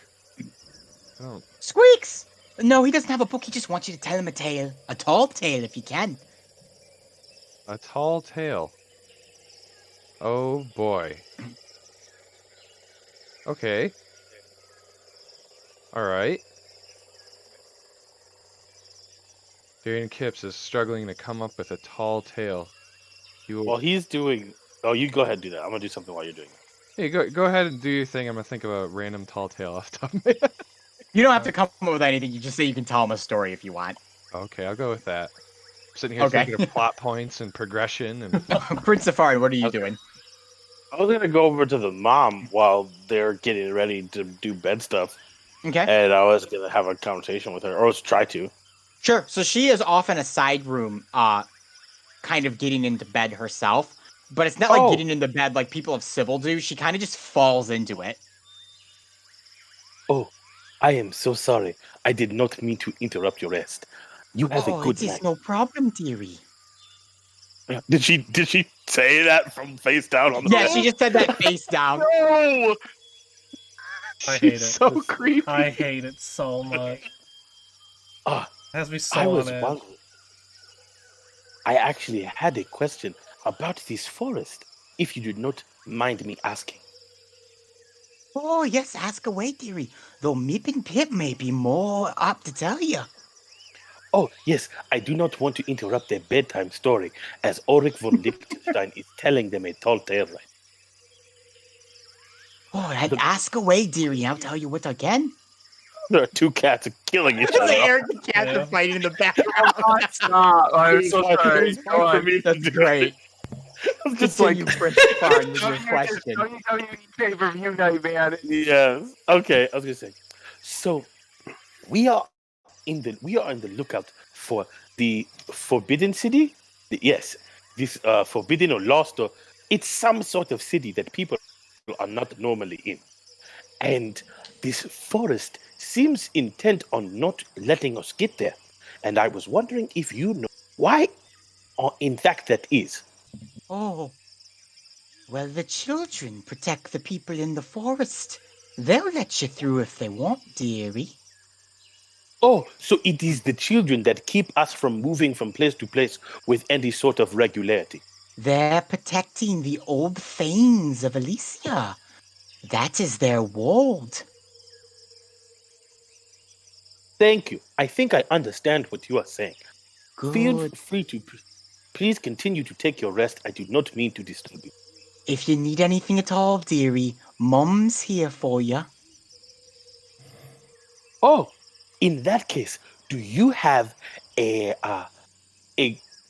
cushion with a 10 billion proof of 10 billion% silk with a cushion memory foam that adjusts to your every intention, that will be able to hold my body while I sleep in perfect suspension? Unfortunately, dearie, we're more of a rustic folk around here. We don't have anything like that. Though I can let Mip know for you, and she can see about next time. Thank you very much. I appreciate it. Course. And I'm just gonna go back to the bed, kind of sad. I just love that this old lady's like dead corpse is laying flat on the bed, having this conversation with him. It's like people in Sybil are weird. This isn't terrifying at all. So while Prince Safarin is having this conversation with Mom, Darian, you've read Mip, Pip, and Squeaks a quick bedtime story, and once upon finishing, the three of them depart to the room where Mom is. Okay. Yep. With that, I'm gonna try to sleep now. So is everyone going to sleep? I know, Prince Safarin, you said you're kind of waiting as long as you can until you need to sleep. Yes. I'm having sleeping in this kind of bed. I was going to wait until everyone else is asleep and try to contact Gamar for more power, because the power he's given me now is not enough. Okay. So while everyone's kind of dozing off, Prince of Farn, are you planning on sleeping at all or no? Yes, I am. So eventually, exhaustion takes the best of you, and you go to sleep in this relatively uncomfortable bed. Darby, upon seeing that Prince of Farn has kind of fallen asleep begrudgingly, you can do what you need to do. All right, yeah, I'm gonna attempt to contact him and ask him if he can lend just a little bit more power to me, because how do you contact him? That's a great question. I didn't really think this as to how a great way to contact him. You can call if you want. You can call out to him with like a message or something like that. Yeah, some kind of like specific thing that he would have taught me to contact him. An incantation or something. Yeah, so as you do this, Darby, before you even finish, almost like a window appears and slides open, and the tiefling from the other night, Gamar, leans forward and he goes, "Hey there, Darby. What you need, buddy?" Hey. So we've been traveling through the Forgotten Woods and whatnot, and things have been getting did you make any more money for me? There's not really a lot of people here, unfortunately, to make money. But well, what you want then? If the plan goes correctly, we should have a large chunk of money for you. But, good! Oh, I like the sound of that. But things are seemingly going to get a little more dangerous. And they will. I don't know if the current amount of power you've given me is quite going to be enough. You want more power, you say? Well, I can arrange that. Well, maybe it's gonna cost. Oh, it always costs a little bit, doesn't it, Darby? It does. It does. Good. The power is yours, but just remember, old Gamar will be there to collect the debt at some point. Soon, I can promise you that. I'm aware. And he slams the window. It's too soon. You feel invigorated. It's always too soon with him. Well. So after that, do you fall asleep? Yeah, I'll go into my trance. Okay. While everyone is sleeping or tranced, Darian, you awaken because you get this weird feeling that someone is watching you. As you look up into the open your eyes and look up into the rafters, you can see 6 beating yellow eyes staring down upon the group, as if watching you. Watching your every moves now that you have all fallen asleep. From outside the shack, you can hear the lumbering and creaking and cracking of wood, louder than you had heard it all before, as if the trees at the very outside the shack have uprooted themselves and are currently rearranging their position in the forest. Well, I see these eyes staring at me, so I'm just gonna wave and they blink, but they do not reply. Is it like 3 pairs of eyes or like 6 pairs of eyes? It's 3 pairs of eyes, so okay. it's 6 eyes basically. There's 3 people up there. I'm gonna kind of look out or try to look out a window if there is one, but also kind of whisper up. Pip squeaks. Is that you staring at me? There is no reply. Oh boy. Do I see anything out of a window? The fog and mist has become like blinding. As you go to peer out, it is like the shack is floating through a cloud at this point, and you cannot see in front of your nose. Has anything happened or changed about the inside of this place? Nothing. It looks to be identical to when you entered. Well, I'm gonna kind of like, how tall is this shack? It's not super tall. It does have like a thatched like triangular like roof kind of thing. Yeah. Yes. I'm gonna kind of stand by my bed and look up and wave at the eyes again? The eyes are gone when you go to look back at them. Oh, of course they are. Oh, that's fun. And you said Mom and then Mip, Pip, and Squeaks were in a different room. Yes. Interesting. Is that room closed off? Nope, the door is wide open. It has been. They have not shut it. If I peer in, are they all in there? Yep, Mom is sleeping still in the same spot that Prince Safar left her, and Mip, Pip, and Squeaks have kind of curled up like cats and are sleeping around her, snoring. Huh. Well, this isn't concerning whatsoever. Oh, not at all. I'm gonna go lay back in my bed. Okay. Continue your rest. I'll sit there for a minute, see if anything, like if the eyes pop back up. I'm looking specifically for the eyes. But... They do not pop back up. All right, then I will continue my rest. The morning comes with no hitches. You all have gotten a long rest and may restore spell slots and full HP. That was creepy. As you guys awaken, Mip comes walking out from the bedroom, almost like clockwork, and she goes, you're finally awake. Perfect. We want to take you to the holy city today. How does that sound? That sounds ideal. Full. Question. Yes. There were 3 pairs of yellow eyes staring at me and my buddies here. What was that about? Do you know? They were in your house. I'm sorry, there's one now? Oh, that was just Mip, or that was just Pip and Squeaks and me. Making sure you were safe. It was the fogging hour here in the Forgotten Forest. Didn't want any trees reaching through the windows and dragging you out. Well, why didn't you say anything when I whispered out to you? Didn't want to scare you. But also, you were asleep in that room. I checked. Oh, when you woke up, we went back to sleep. What are you smoking, Darian? Yeah, what did you have a little too much wine? Apparently, I ate some magic fucking mushrooms. Aster just looks at you guys and she's like, Jalen and I didn't experience anything like this. This is really weird.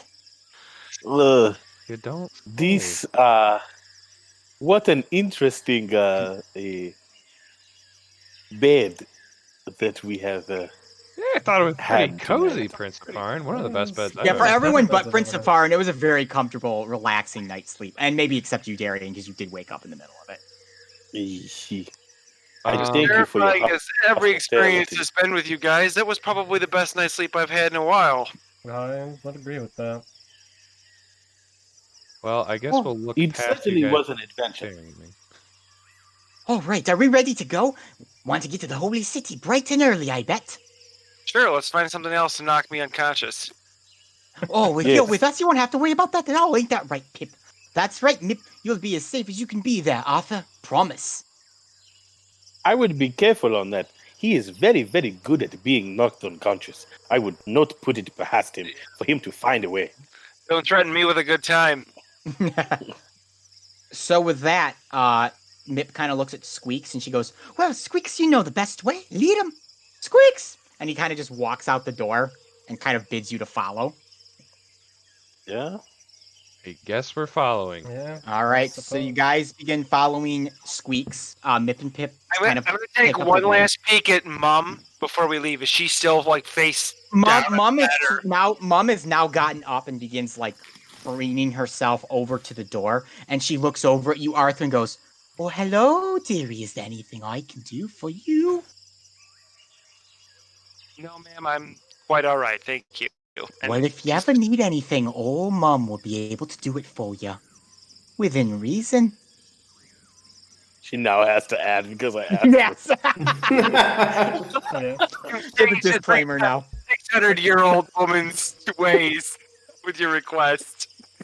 All right. So you guys begin following the children.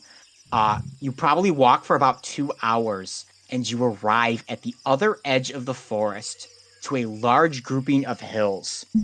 Off in the distance, in the hills, you can see the remains of the holy city, slowly sinking down into the mountains after years of disrepair.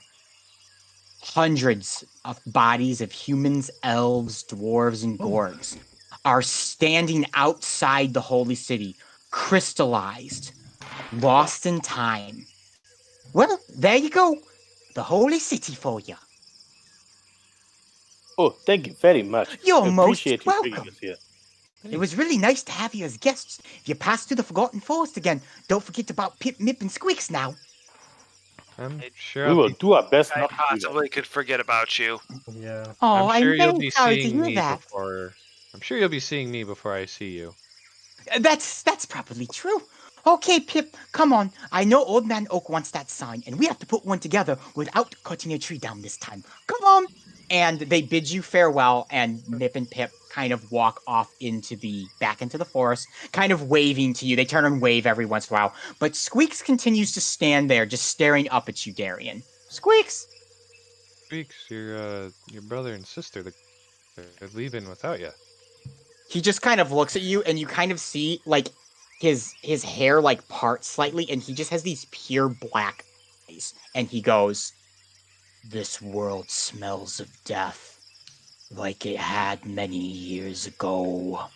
I worry not for me and my siblings, but you mortals walk a dangerous rope. I bid thee tread lightly. The fanes of the old are breaking." Squeaks! And he just turns and runs away. Did we all understand that, or just You all Darian? understood that. He spoke common.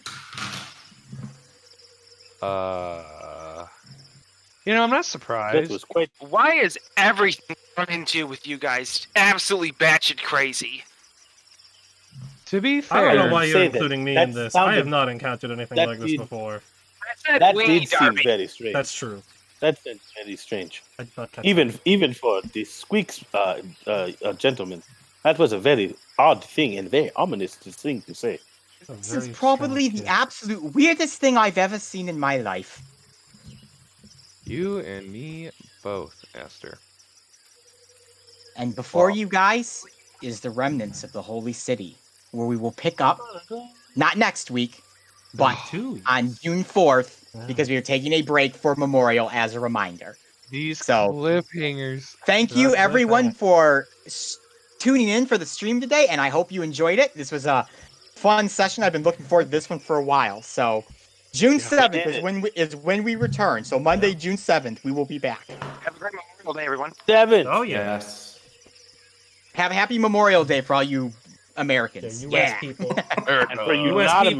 Americans, Or have a if you- wonderful Monday. Yeah. Have a wonderful regular old Monday. Yeah. All right.